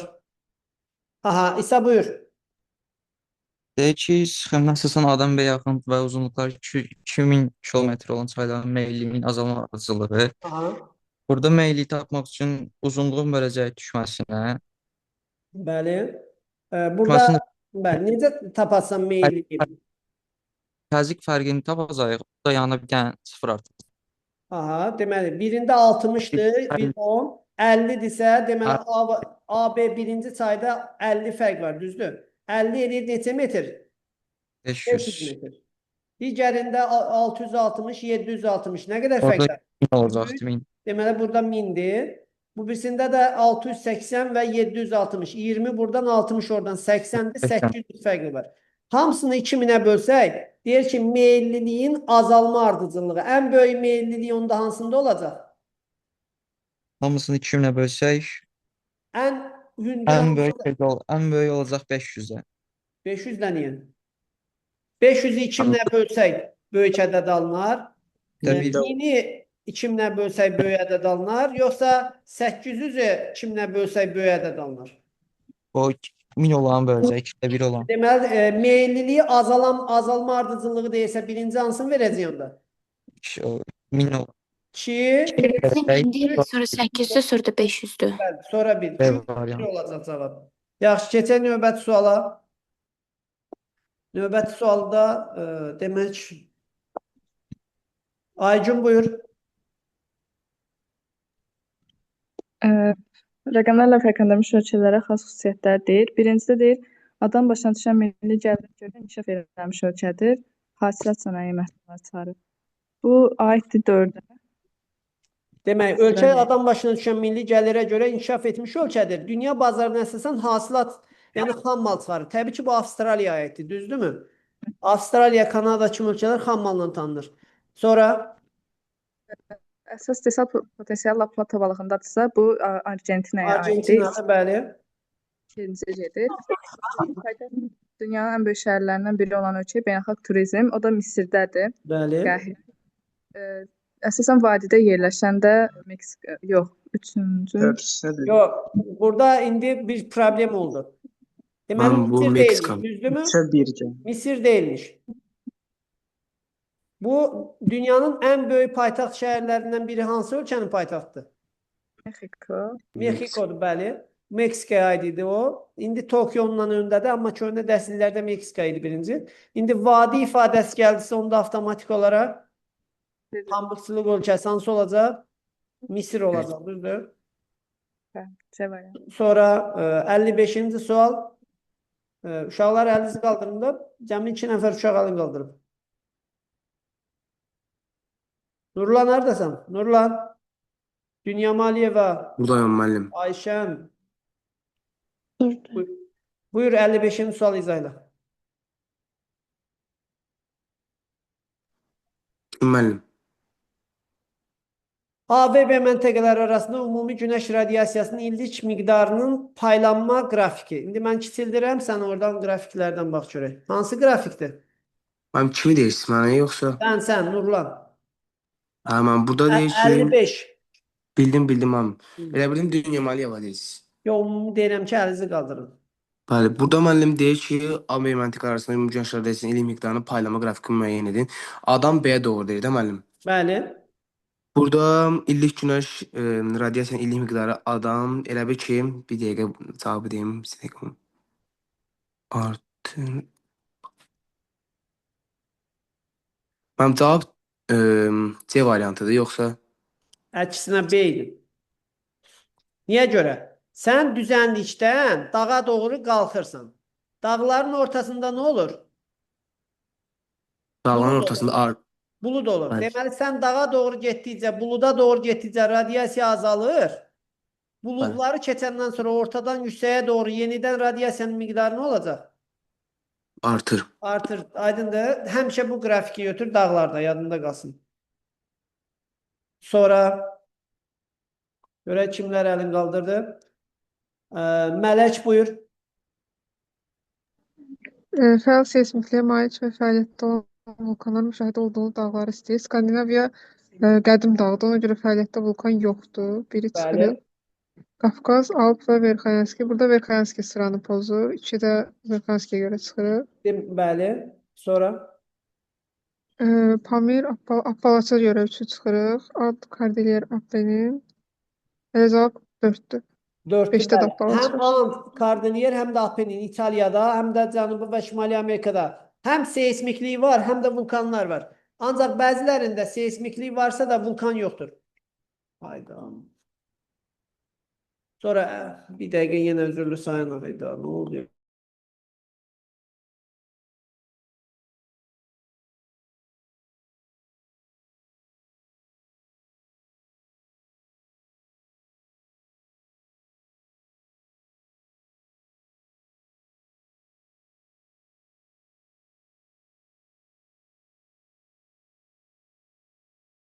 Hə, Müəllim 56-da nə oldu cavab? 56'da Ant dağlarıdır, Cavan dağlardır. Düzdürmü?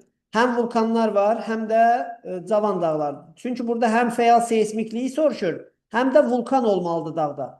Tutaq ki, Qafqazı götürənməli niye? Çünkü Qafqaz fəal olsa da üzerinde fəaliyyətdə olan vulkan yoktur. Pamirdə elədir, vulkan yoktur məsələn, amma Cavan dağdır. Ama bu dördüncü variantda hem vulkanlar var, İtalya'da Apennin yarımadasında mesela Vezuvi, Kordilyer'de mesela Rainier, Shasta, Ant dağlarında Liulia, Iliako kimi vulkanlar. Hem vulkanlar var hem de Cavan dağlarda fəal seismik ərazilərdir. 57. sual Nuray buyur.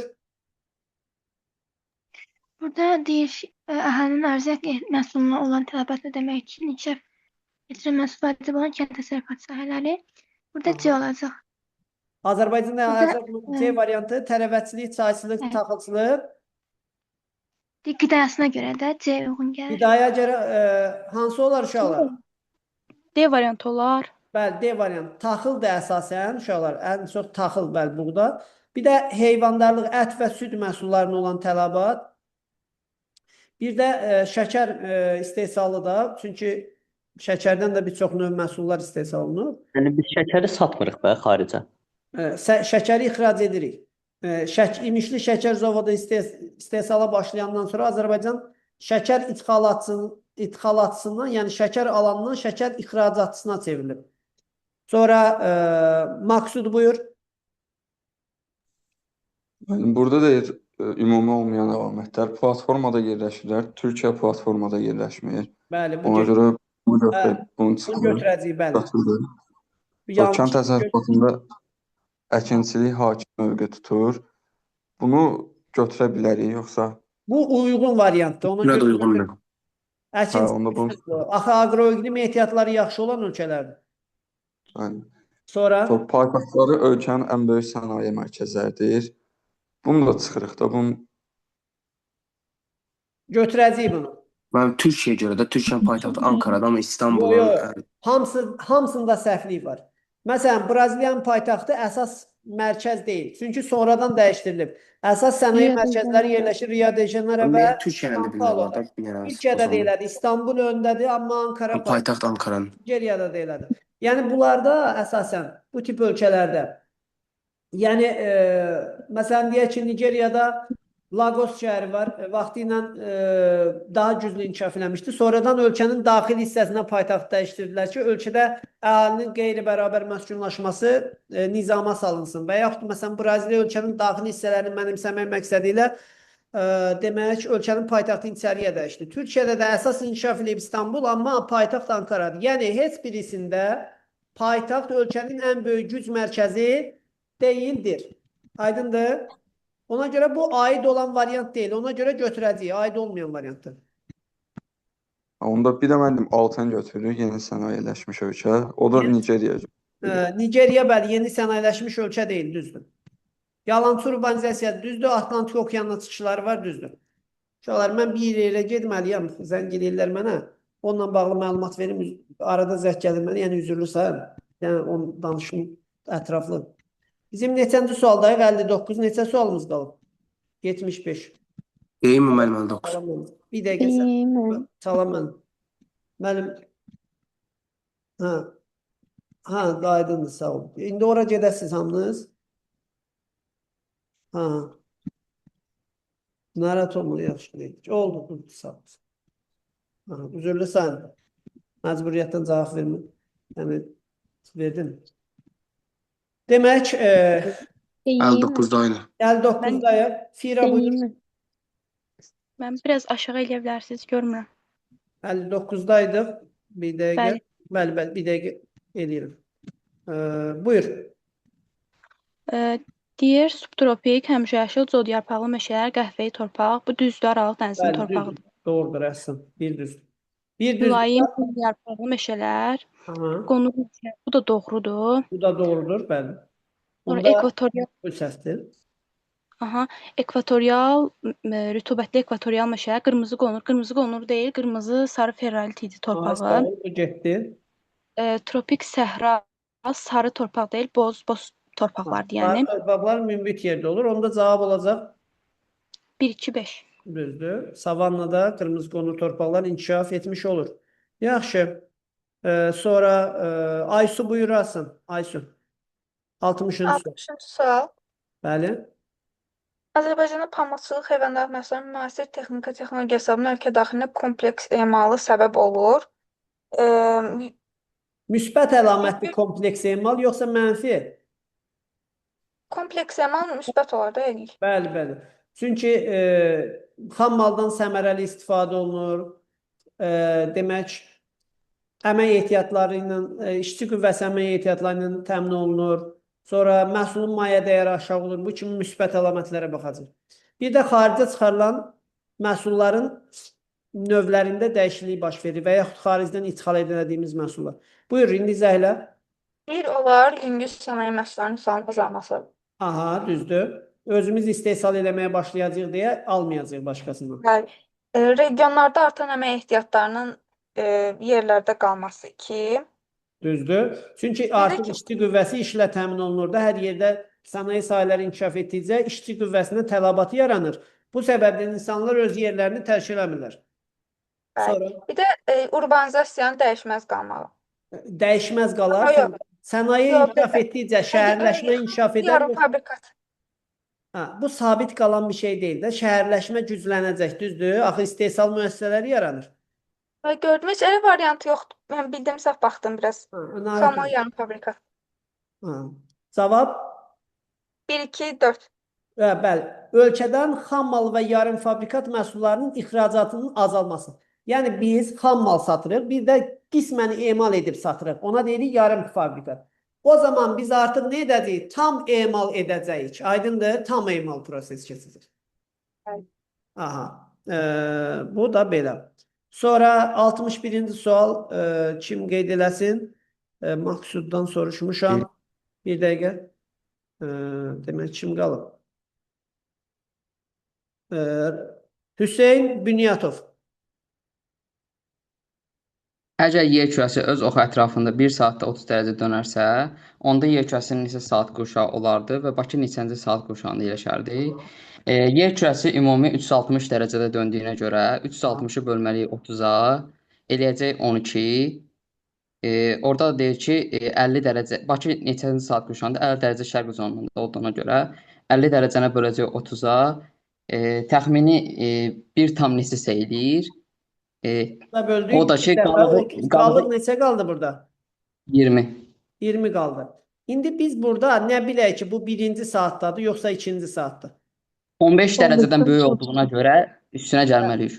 Biz 15-in əvvəlki qaydaya görə yarısını götürürdük. 7,5-dən böyük olanda bir üstünə əlavə edirdik. İndi isə saat qurşaqları 30 dərəcədən bir çəkildiyinə 30-un yarısını qəbul edəcəyik.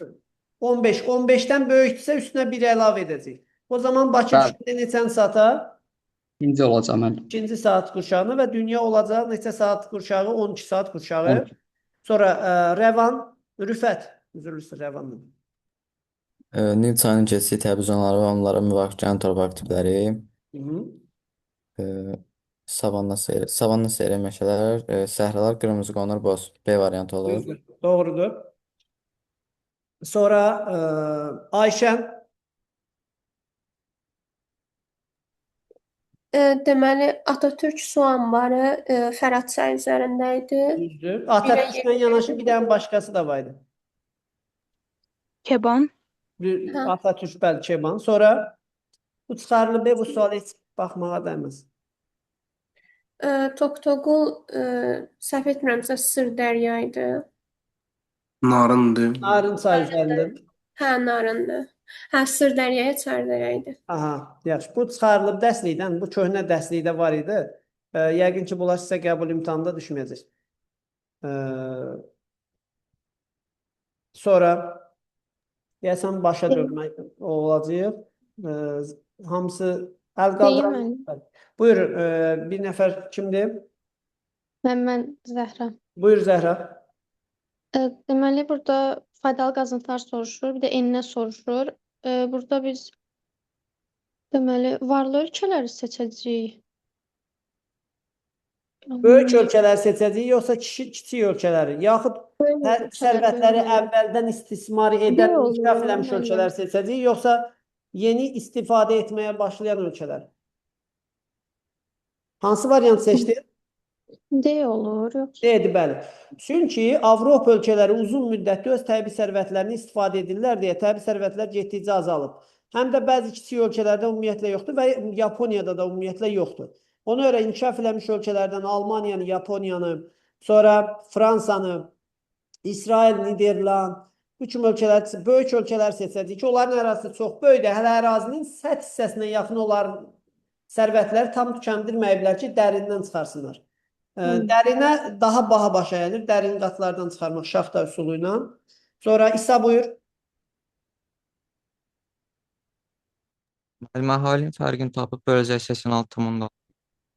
Düzdür. Bu o birisi sualda var idi zaten. Sonra Aygün.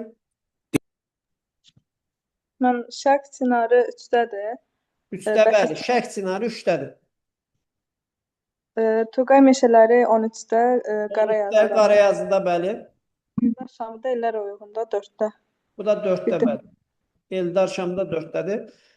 Qaldı axı biri sanki. Saqqız ağacı qalıb. Saqqız ağacı. Hə, ortada varmış gör. Saqqız ağacı da Tərgənçaydadır. Yəni 5-də. 5-dədir bəli. Nurlan? Bəli, mən burada doğruları istəyir bizdən. Birinci 3-ə baxdım mən. 3 səhvdir çünki Braziliya Kolumbiya idxalçısı olmur. Ona görə Özü ixrac edir bunu. İxrac edir, bəli. İxracatçı dərkən, bəli, odur. Ona görə C-ni atırıq, A-nı atırıq, D İxrac variantına. nədir Nurlan? İxracı denən? İxrac elə bil ki, müəllim, ixrac satmaq, idxal da almaqdır. Aha, ay sağ ol. Sonra? Bəli. Burada C, A, D variantlarını atırıq. B ilə Y A-da variantı Ukrayna qalır. ilə Rusiya idxal etməz, düzdür? Bunlar da özlərinin məhsulu ixrac edir. Mən elə ona gəlirdim, müəllim. Biri də atırıq, cavab 2, 4, 5 qalır. 2-də buğda deyir, Kanada, Avstraliya ixracatçı ölkələrdir. Buğdanı düzdür satırlar. Alanlar da Azərbaycan, Şvesiya uyğun ola bilər. 2 düzdür, 4-dür, bir də 5-dir. Qarğıdalını satanlar Argentina car ola bilər. İnkişaf etmiş ölkələr də ala bilər. Çayda əsasən Cənub Asiya ölkələrində, bir də burada da Şərqi Asiyada, Çin, Şri Lanka ola bilər. Satanlar, alanlar da Rusiya, Kanada. 2, 4, 5, Y. Yaxşı. Sonra digər uşaqlardan kim əlin qaldırmaq istəyir? İsa buyur. Deyir ki, verilən şəhərlərdə yağıntı daha düşdü yaylar. Cənubda iyun, yəni yay aylarında düşəcək, iyul, avqustda. Yəni ekvatorun ətrafında cənubda dekabr, yanvar, fevralda düşür. Ekvatorun ətrafında şimalda isə iyul, avqustda. Aha. Caracas hardadır? Caracas Venezueladır. Cənubda ekvatorun şimalındadır, cənubunda. Şimalında olur. Bəli. Caracas, Venezuela şimaldadır. Deməli, Braziliya cənubundadır. gedəcək yuxarı bir gedəcək iyula. Aha. Braziliya gedəcək yanvara. Yanvara, bəli. Çünki o ekvatordan cənubdadır. Braziliya cənubda yay fəslində, subekvatorialda. Romada yanvara gedəcək. Roma bizim iqlimdir. Bizdə nə vaxt yağıntı düşür? Qışda olacaq da. Az yağıntı düşən ayları soruşurmuş əslində. Az düşən aylar əksi olacaq. Bizim yazdığımızın əksi. Soruş, bəli. Demək, indi qruplaşdıraq onda. Az yağıntı düşən. Deməli, yanvarda az yağıntı düşən şəhərlər hansılardır? Caracas, Şimal subekvatorialında yayda yağış düşmür. Götürək. Bəli. Sonra hansını götürdün? Roma ilə Braziliyanı iyula götürəcək. Bəli, demək 2 ilə 3-ü iyula götürdük. Perth arayda o yadımdan Perth çıxdı. Avstraliyanın cənub-qərbində Aralıq dənizində yerləşir. Aralıq dənizi o da iyula düşəcəkdir. Bəs Aralıq Avstraliyada axı cənubda qış fəslidir. Onda yanvara verəcək. O yay aylarını götürəcək. Perthi verəcək yanvara yay aylarına. Cənubda yerləşdiyi üçün. Perth hansı şəhərdir? Hindistanın paytaxtıdır. Bu yağıntısız verəcək, çünki mussondur. Hansına verəcək? Şimalın mussonu qışına verəcək. Yəni yanvara, düzdür? Bəli. 5-ə getdi bura. Ankaranı da iyula verəcək. Bəli, Ankara Aralıq dənizi subtropikində. Roma ilə Ankara bizlə eynidir. Quraq dövrü iyun, iyul, avqustda düşür. Bir də cənub subekvatorial Braziliya. Doğruydu bəli. Müəllim, Perth haran şəhəri idi Perth eşitmədim. Avstraliyanın cənub-qərbində subtropikdə Aralıq Araq dənizində dənizində yerləşir. Ona bildim mən. görə o yayda quraq olacaq. Yəni dekabr, yanvar, fevral. Fira buyur. Deməli, burada deyir Kür dairəsi çökəkliyinə aid olan fiziki coğrafi rayon Qanıq Əyriçay olar. O da bir dənə variantdadır. O Hansı bilərə A variantı. Yəni ki, buna Qanıq Əyriçay yazdıq. Digərlər görə qışı quraq keçən mülayim düzən meşə doğrudur. Kiçik Qafqaz, Qarabağ vulkanik yaylası, Qışı quraq keçən soyuq düz gəlir. Böyük Qafqaz, Zaqatala lazım mülayim isti, polimetal ehtiyat verib. Bu da doğrudur. Ülker buyur. Burada deyir ki, sxemdə təsvir olunmuş ölkəyə aid əlamətlər. Bura Ukraynadır. Bəli. Birincidə deyir ki, cənubdan Aralıq dənizi ilə əhatə olunub. Bu düzdür. Aralıq dənizi ilə əhatə olunub. Ukraynanın cənubu Aralıq dənizidir. Qaradəniz. Qara dənizdə düzdür. Aha. Sonra şəkər çuğunları istehsalı geniş yayılıb. Bu düzdür. Demək, biri oldu Qaradəniz. Bəli. Şəkər Sonra 3. istehsal olunub. Bu oldu 3. Sonra 3. Sonra çöl və meşə çöllər geniş yayılıb. Bu olar. Bəli, bəli. Axı qara torpaqlar var. Taxıl ona görə istehsal edə bilir də. Taxıl qarğıdalı. Bəli. Yaxşı. Bu getdi. Digərləri neft qaz ehtiyatı yoxdur. Metallurgiyada yaxşı inkişaf edib. Əsmər buyur. Palçıq vulkanlarına aid olan xüsusiyyətlər çox hündür olmurlar. Palçıq vulkanları bəli düzdür. Sonra 5-i götürərik. Düzdür. Yayıldığı ərazi fizik ehtiyatlarına zəngin olurlar. Bu səhvdir. Bu həqiqi vulkanlara, maqmatik Bəli, sulara. bir də 3-ü götürürük. Çökmə suxurları. İlk sürür ona görə. Bəli. Neft qaz ehtiyatları ilə özləri çökmə suxurlardan ibarətdir. Sonra demək Aysu buyur. Burada deməli ÜDM-in strukturunu istəyir. Kənd təsərrüfatı daha çoxdur, yəni inkişaf etmiş ölkələri çıxacaq variantda. Bəli. A-da Yaponiya çıxdı, B Elə qalsın, ikisi də inkişaf C-də çıxdı Danimarka, Norveç, D-də Kanada çıxdı, Y-də Singapur, Koreya çıxdı. Bunlar hamısı inkişaf eləmişdir. Çıxdıqların üçü də inkişaf eləyib. Burada da hamısı inkişaf eləmiş ölkələrdir. Yəni birin çıxmağa ehtiyac, hamısının çıxmaq lazımdır. Bəli. Sonra İsa buyur.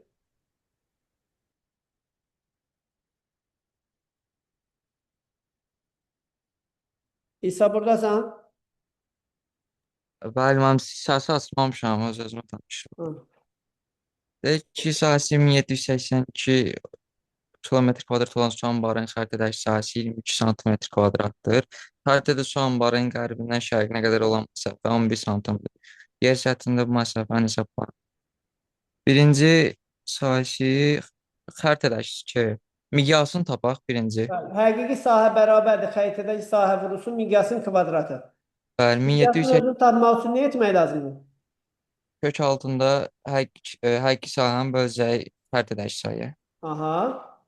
Yəni bölüm. 9 edir. Nə qədər? 9 eləyəcək. 81 eləyir, ondan da 9 çıxır. 81 eləyir. Cavab 9 bəli. Demək miqyas 1 sm-ə 9 kilometrdir. O zaman Deyək ki, xəritədə o su anbarının qərbindən şərqinə olan məsafə 11, xəritədəki məsafə 11-dir, onu da vuracaq 9-a. bəli, vurusun miqyas. 99 eləyəcək. Cavab C variantı. Aycun buyur. Temperatur 20 dərəcə, nisbi rütubətliyi 45% isə 20 dərəcədə 17 qram su buxarı olur. 45% isə 17-nin 45%, havada deməli 7,65 qram su buxarı var.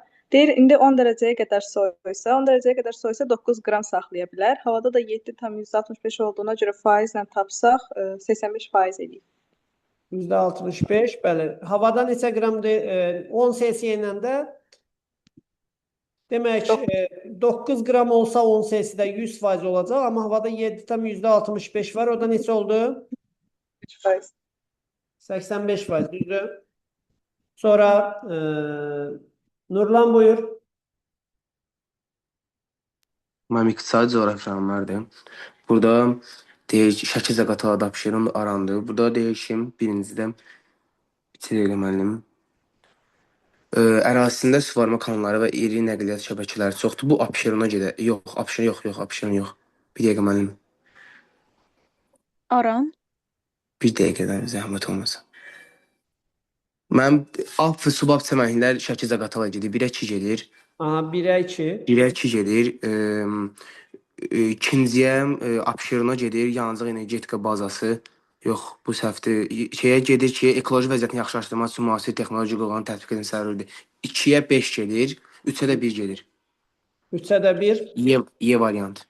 3-ə 1. Ərazisində suvarma kanalları və nəqliyyat şəbəkələri çoxdur. Aha. Y variantı mənim.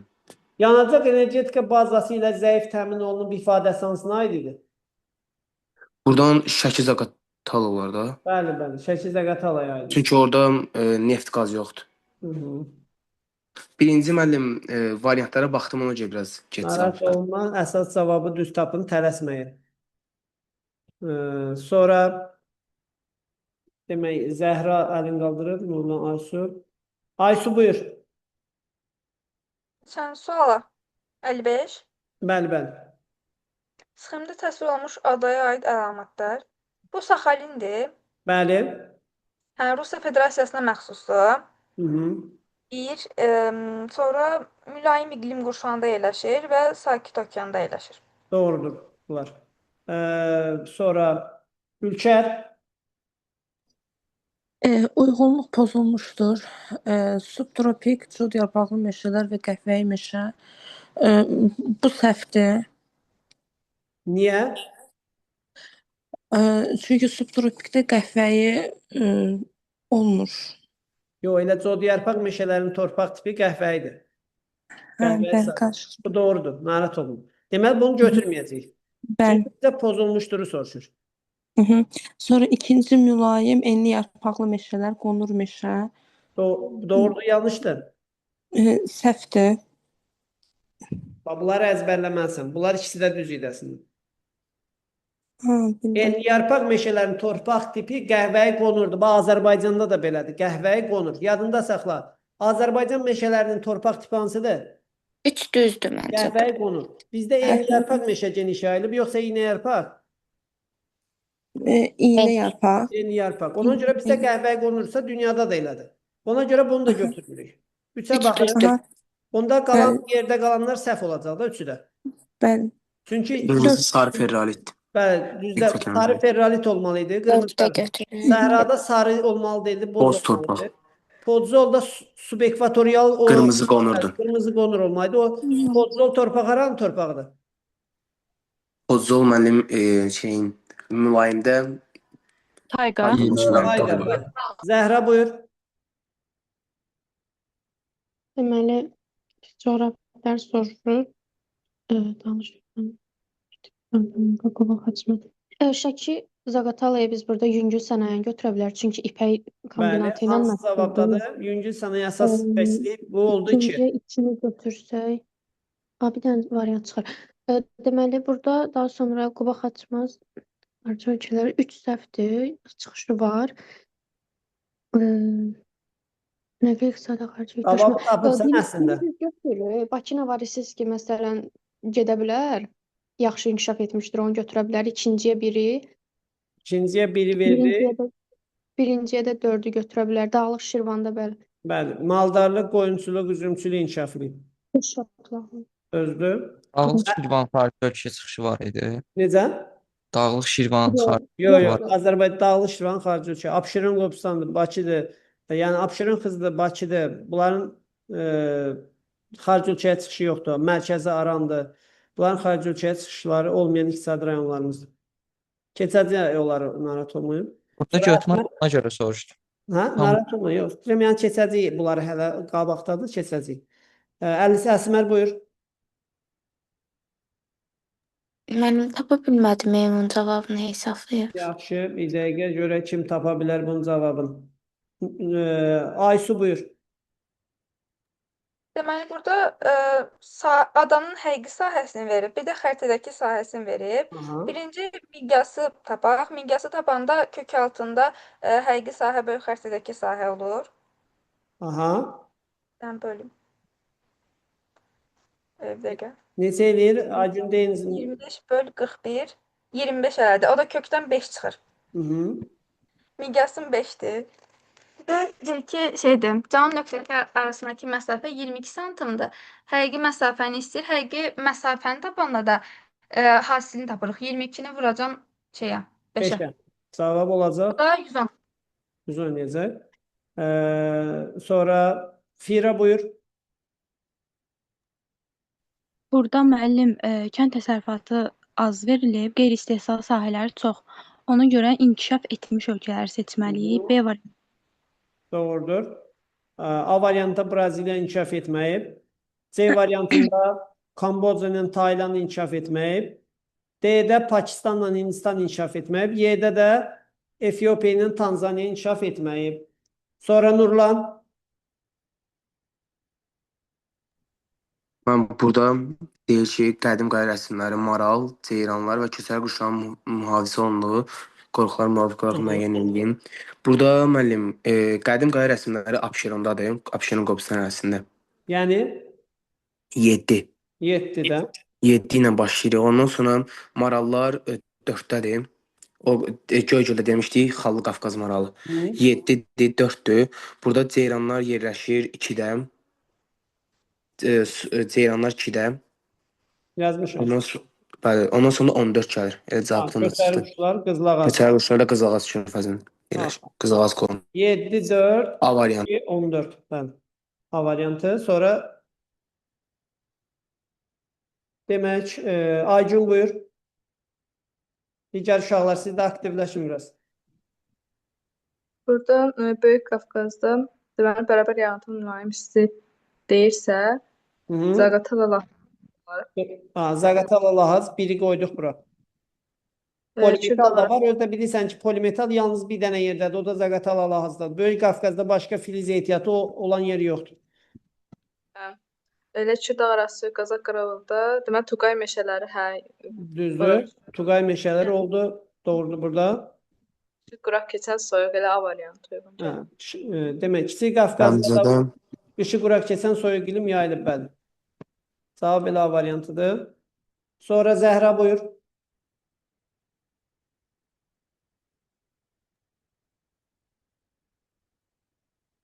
Deməli, kakao Kotidivar, qanun. Kakaonun bəli, ixracatçısı ilə ən böyük ixracatçısı Kotidivardır. 4 düz götürə bilərik. 4'ü kakao, Kotidivar, ABŞ, Rusiya. 4 düzdür. 4 olmayan variantlar çıxaq ondan. Aha. Pambıq məsələn Türkiyədir, Misir, Özbəkistandır. Bunlar istehsal eləyirlər. Alanlar Fransa, Böyük Britaniya. Ola bilər aslında. Ola bilərsə götürürəm. Aha. Çəltik. 2-də Almaniya səhvdir, çünki Çəltik Cənub Şərqi Asiya ölkələri üçün seçiləbilir. 2-ni də çıxsaq, 4-5 götürsək, şəkər qamışı, buğda. Şəkər qamışı, Rus, o şəkər qamışı, Brazil. Şəkər qamışı hansı iqlimdə bitir? Tropiklə subekvatorial. Bəli, mərkəzə yaxın. Almaniya ilə Yaponiyada şəkər qamışı bitir. Orada çuğundur olur. Çuğundur olur, bəli. Deməli uyğun ola bilər burada, düzdürmü? Mən belə idxalçı ölkələr deyil, 1-4-5. Burada məsələn Qazaxıstanla Fransa buğda satan ölkələrdir, ixrac edən ölkələr. Onları ona görə götürün. Çini daha çox bu kimi ölkələr işləmişdim. Üçü məncə çıxırıq elə. Bəli. Üçü Fransa, Qazaxstan buğda ithal etməz. Onlar buğdanı ixrac edən. Çünki alandır deyəsən. Kim? Kanada deyəsən buğdanı alır. Yox, Kanadadır, Fransadır, Ukraynadır, Rusiyadır. Bunlar dünya, Qazaxstan da ən çox buğda satan ölkələrdən. Mən bilmirəm. Fransada, Kanadada hər ikisi buğda satır. Sonra Rüfət buyur. Fjord adlanır. Relyefin uzunsov genetik çıxıntı sahil forması. Bəli.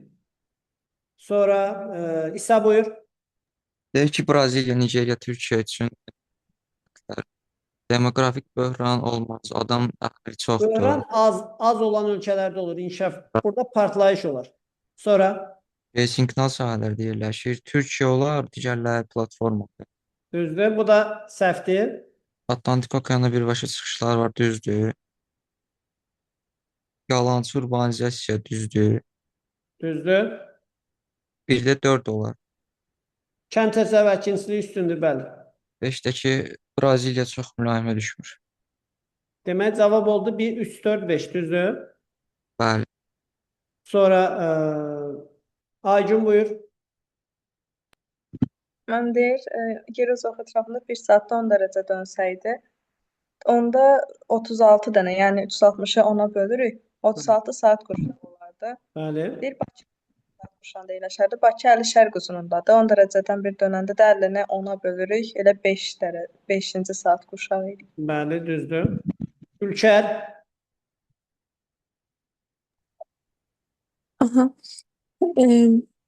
Deyir, Azərbaycanda pambıqçılıq, heyvandarlıq məhsullarının müasir texnika və texnologiya əsasında ölkə daxilində tam emal olunması səbəb olur. Bir dəqiqə baxım. Meyvə, tərəvəz, konserv sənayesinin ixracat sahəsinə çevrilməsinə bu düzdür. Demək, Azərbaycanda pambıqçılıq və heyvandarlıq məhsullarının müasir texnika və texnologiya əsasında ölkə daxilində tam emal olunması 2-3 6 ola bilər burada. demək, xarici ölkələrdə yüngül sənaye məhsulları idxal etməliyik. Çünki özümüz artıq istehsal edirik. Hə, ölkə daxilində deyir, onu tam nəzər yetirmədim deyənə. Hə, deyir Ölkə özümüz daxili. istehsal etsək, nə baş verir? Onda 3 olar. Bir də Pambıqçılıq və heyvandarlıq sürətli inkişaf eləyər, bəli. Sonra bir də ki 6 olacaq.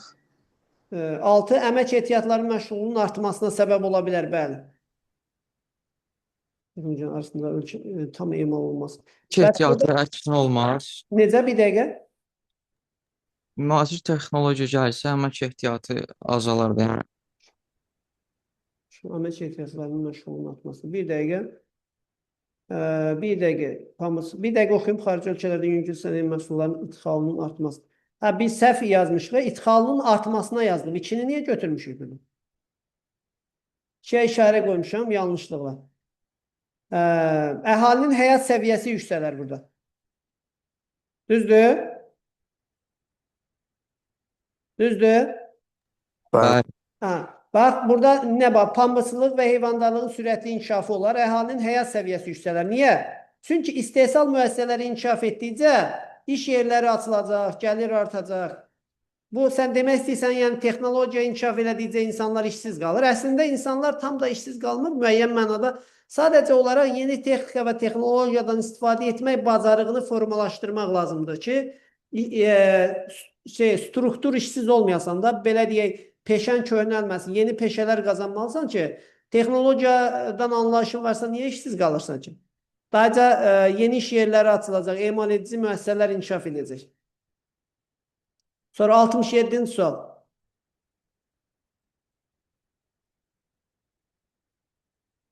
Yəni, Almaniyada insanlar işsiz qalmır ki, görürsən, hamı işləmək üçün oraya edir. Halbuki texnologiya yaxşı inkişaf edib.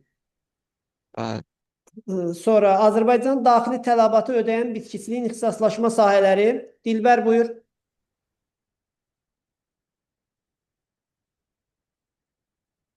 Yaxşı. Dilbər deyəsən yoxdur burada. Aygün buyur.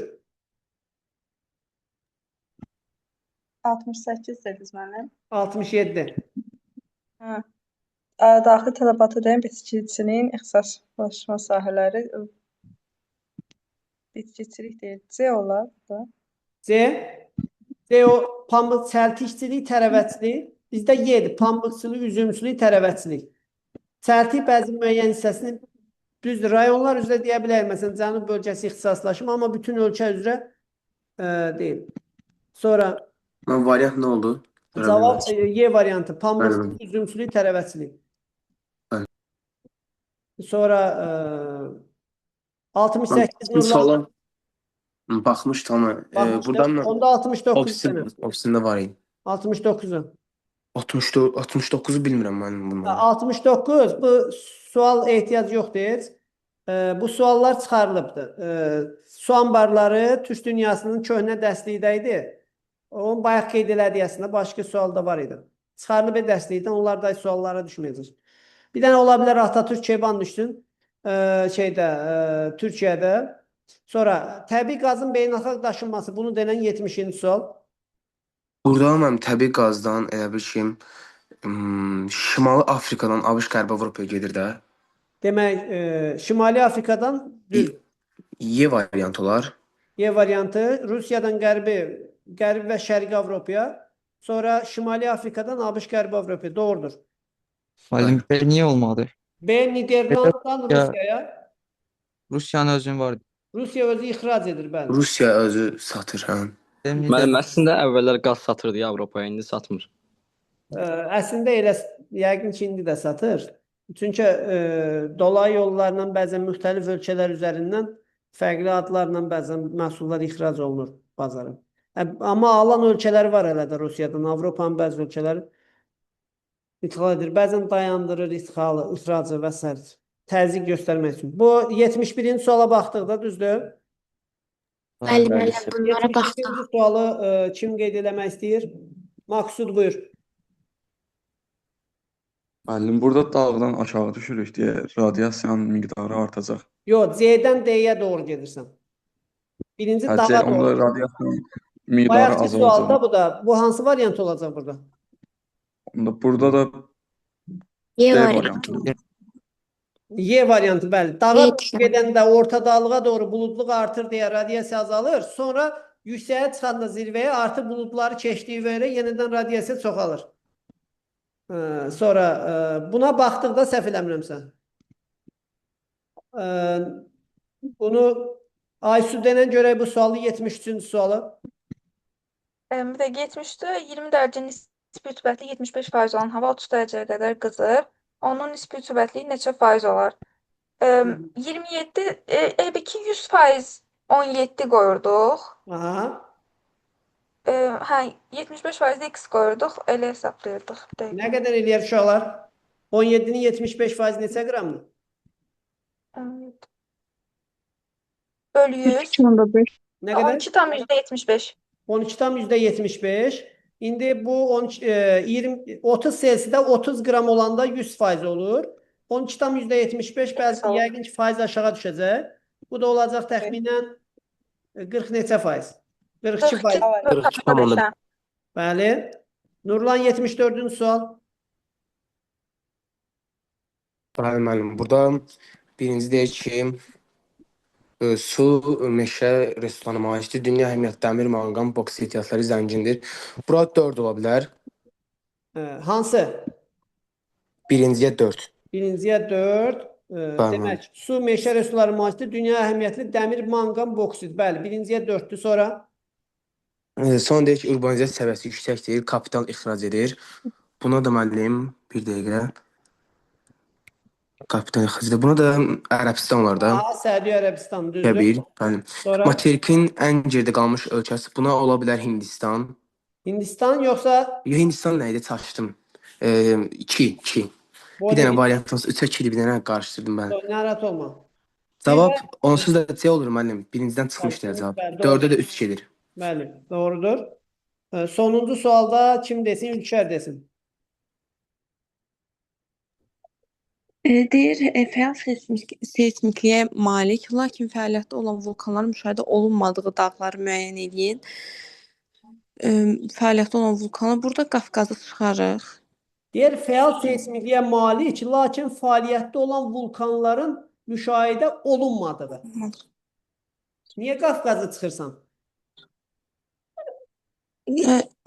Çünki misal üçün bizdə fəaliyyətdə olan vulkanlar var, ona görə. Hardadır?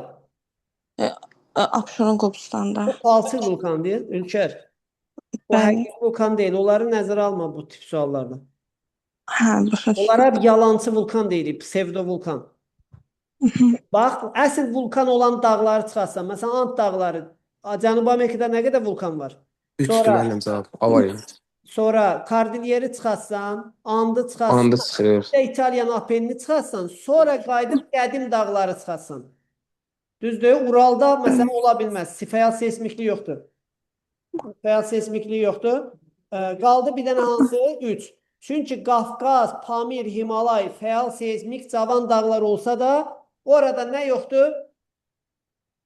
Vulkan yoxdur. Vulkan yoxdur. Daha B variantıdır. Yaxşı. Gələn dərs görüşərik inşallah uşaqlar. Sağ olun. Başqa sözünüz, nəsə istəyiniz varsa buyurun. Yoxdur, mən çox sağ olun. Oldu o zaman görüşərik Allahın köməyi ilə axşam dərsdə. Sağ olasınız.